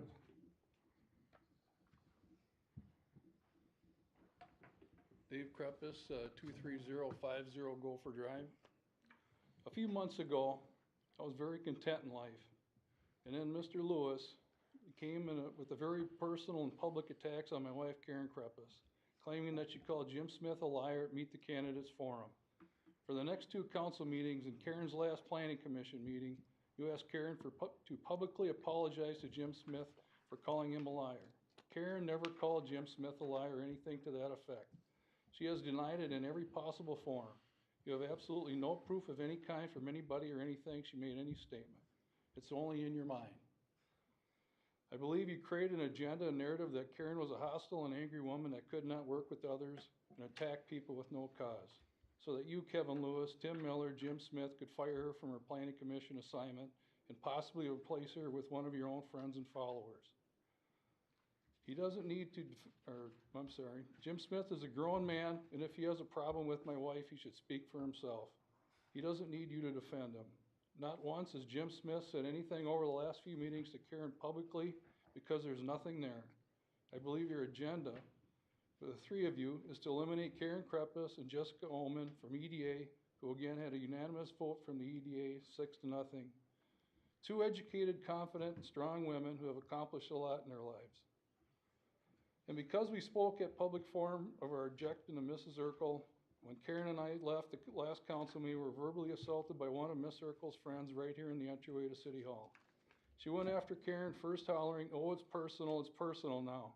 We kept asking her who she was. She never answered. She kept hollering that it's personal and she's coming for us. As she turned around and pointed at the chambers and kept saying it's personal, she's going after the other two council members up there, which we took that she was going after other council members up there. We took that she was referring to Councilmember Mundell and Mayor Tim Harrington. When I asked Karen if she felt threatened that night, she said absolutely yes. That woman was out of control and very threatening. That is why we called the sheriff's department the next day and filed a police report. She not only threatened us, but she made threats against a city council member and our mayor. We could not stay silent. We took this woman's verbal assault seriously. Kevin Miller, Kevin Lewis, Tim Miller, Jim Smith, and Mrs. Urkel, this is a disgusting, disgraceful, and despicable behavior that you and your friends and followers bring to the city of East Bethel. I just want to say these people don't even live in East Bethel. They come into our city and disrupt the meetings and now abuse our residents. Where does this all end?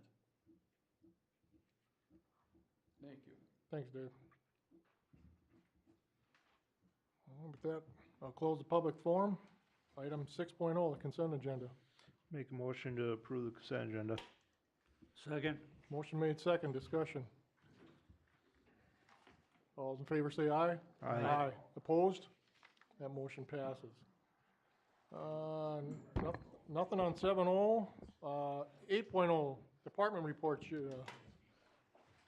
Commission appointment policy revision. As City Code, Chapter 1, Section 1-2, Chapter 2, Article 4, Section 271 was scheduled to be amended as item 4.0 on tonight's meeting. The commission authority appointment policy needs to be updated to reflect the code changes. Attachment 1 contains these changes as a red line edit of the policy, and attachment 2 is a clean copy with the updates to align this policy with the code amendments. Staff was going to request council approve the amended commission authority appointment policy, but since these have been tabled, I would recommend we table this item until the next meeting to make sure there's no further changes, and this will align with those amendments that will be made on March the 13th. So our next meeting will be March 13th? The next regular council member meeting will be March 13th. Wow, it seems a long time. Anyways. Just 2 weeks. Yeah. It's here, March is here. Yeah, well, it's February 27th, and anyways.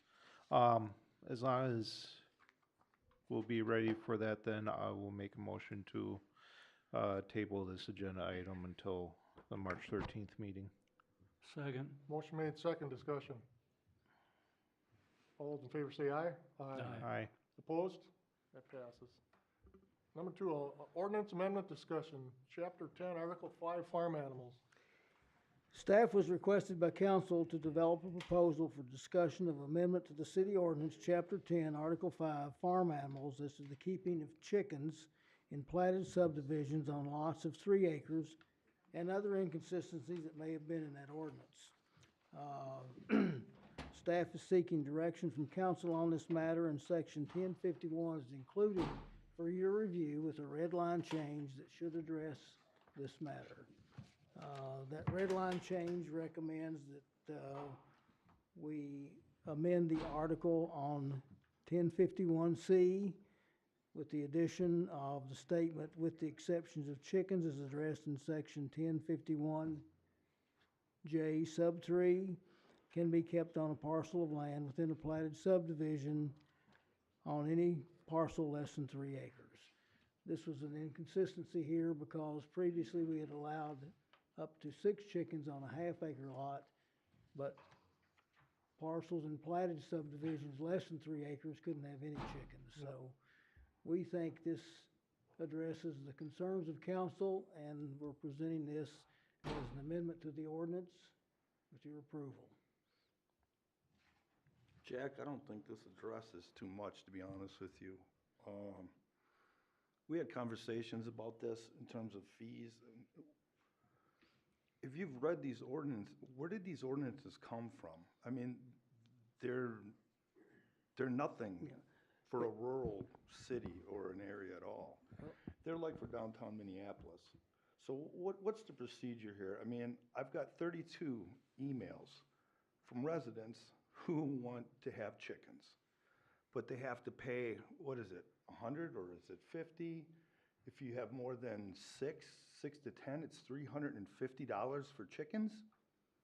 I don't understand it. There's a lot of the ordinance I understand in terms of fenced in setbacks, but I mean, we are in the country, and I don't understand why we're asking people to apply for chickens, to draw pictures in their yard where they're going to have different things.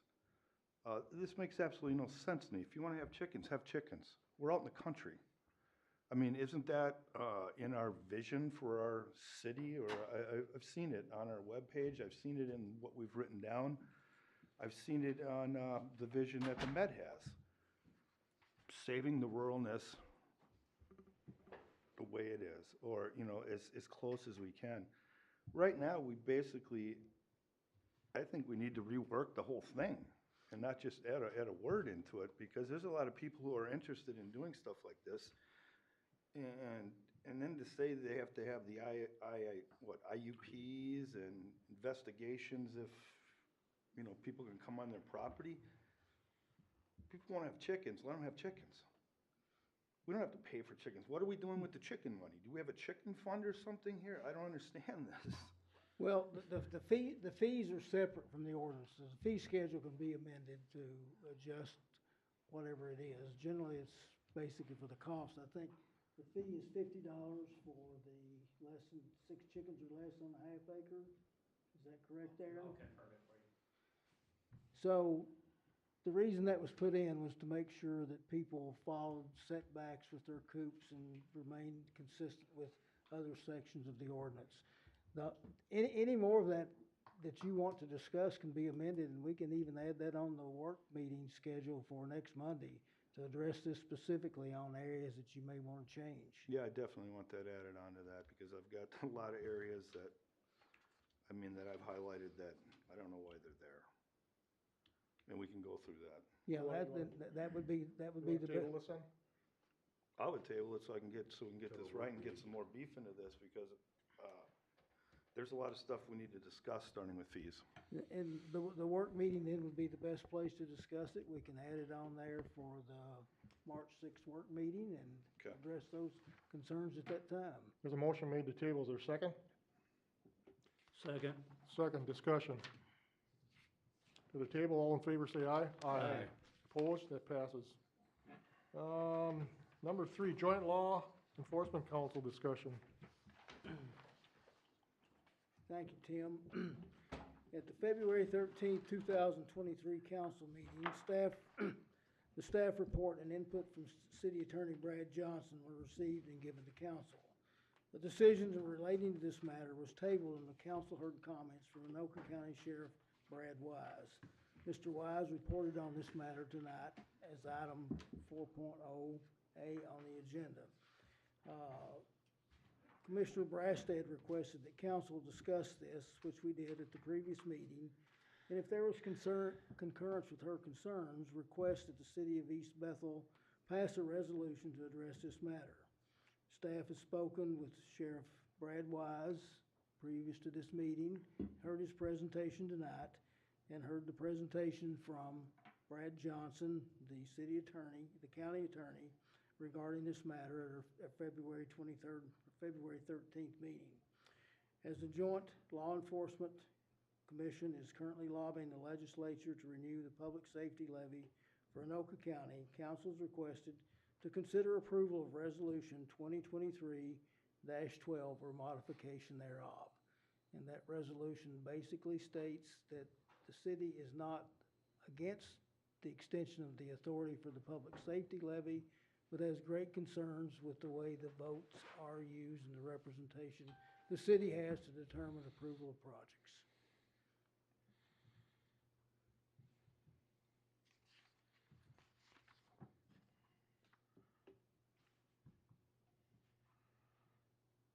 Is there a motion on this?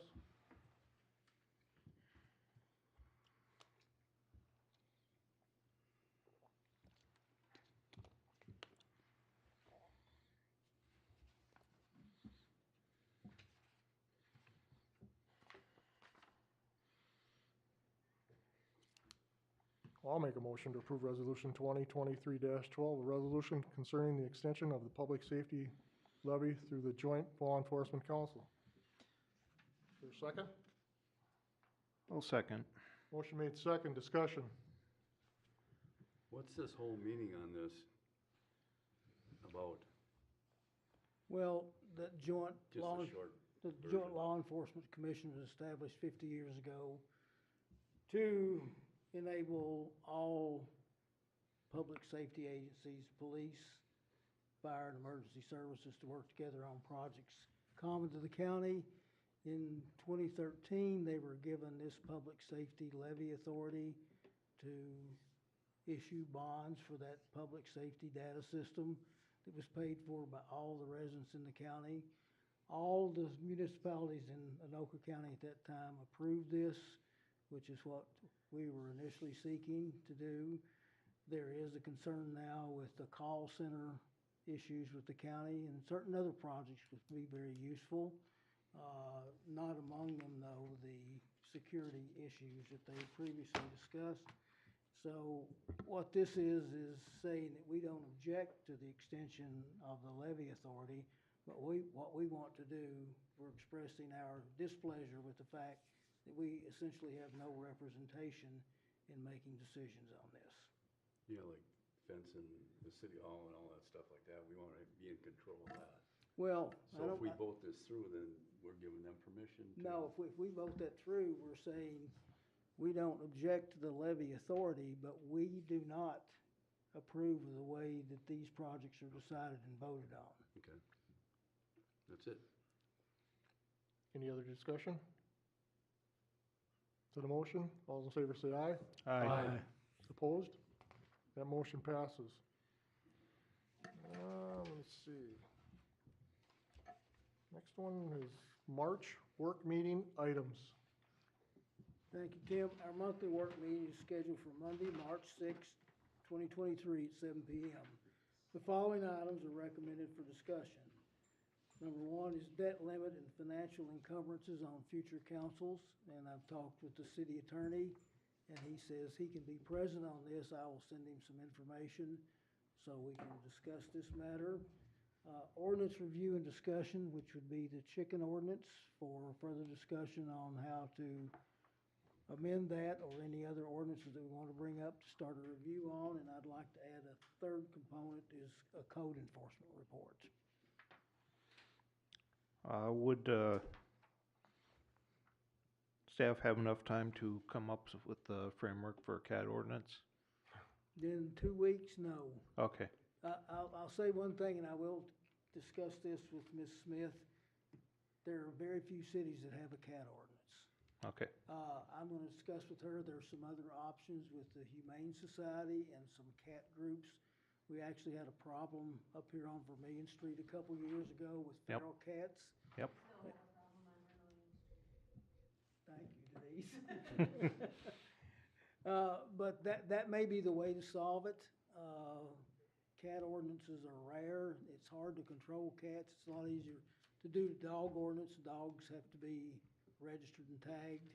They're a lot easier to catch when they're out. So we can look at some things and give some ideas on potential cat ordinances, but it's... Oh, maybe at, that'd be March, April, maybe April's work meeting. Correct. Yeah, we can come up with some stuff there, but cat ordinances are very rare. First time I've heard it, so. So I would make a motion to approve the agenda, was it with the 3 items? 4. 4, debt limit, ordinance review, chicken ordinance, and code enforcement report. Could I interject here? I think I'm blowing it by not paying close enough attention or something. I was fooling around with my computer.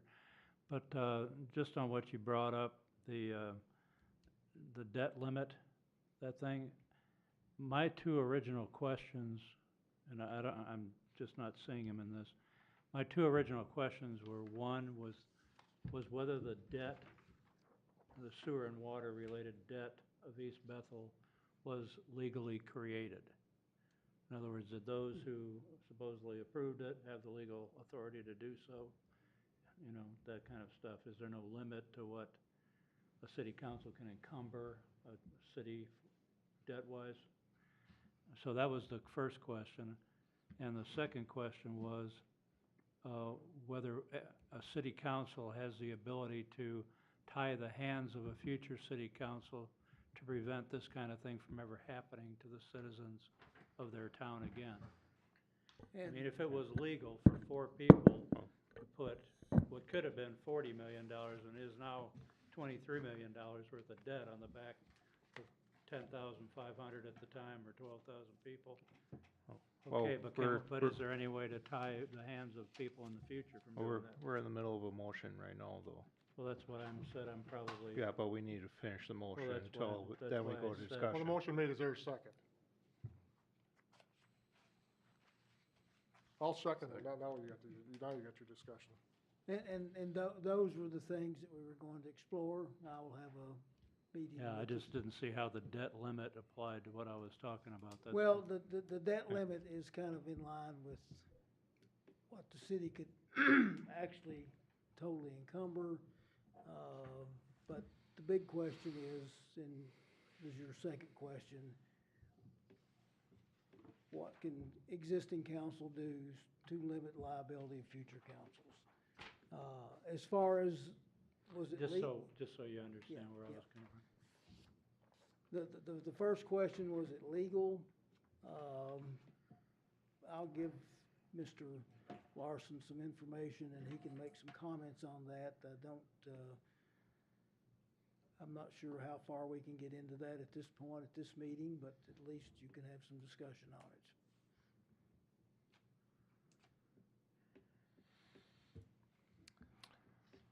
Mayor, Councilmember Lewis, thank you for that clarity with respect to posed work session number 1.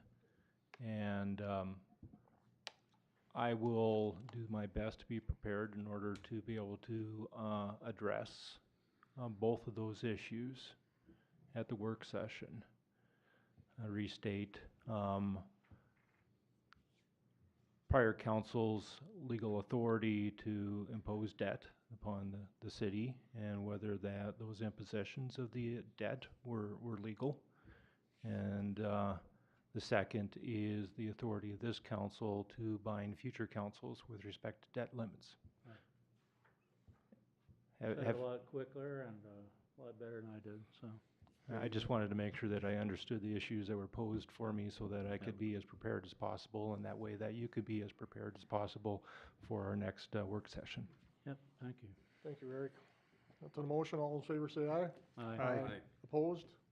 That passes. Department reports, Jack? I don't have anything else to add, Tim. Jim? I don't have nothing. Tim? No, sir, nothing. Brian? We had an EDA meeting last week, I believe it was. It goes by fast, February 21st. There wasn't a whole lot on the agenda. The only thing to really report is we briefly discussed bringing back some sort of business retention and expansion review, call it, that we'll be discussing as to how to go about it, just to do where we did the business and retention program, I think 5-7 years ago now, that now it's complete. It's been a little while. Let's revisit businesses. Let's talk to them again. And so in the future, we'll be discussing how to do that. And we've had some discussion of who to contact to see if there have been any established programs or something like this where the U of M originally came up with this program, that staff will be contacting the U of M to see if they have any sort of follow-up program that we could follow, and if they don't, then we'll set our own up. So, and that's all I got. Kevin? Nothing for me. First of all, I don't think we got around to introduce our new city attorney. No. Sorry. Do you want to do it, Jack? Go ahead. You know, we kind of hit the ground running real quick, Kevin. Our new city attorney is Kevin Larson. Eric Larson. Eric Larson. But I'll go by Kevin. Thank you for the correction. I appreciate that. Eric is with our legal firm, Eckberg Lammers. He comes to us from the city of St. Paul, where he was legal counsel for their Port Authority.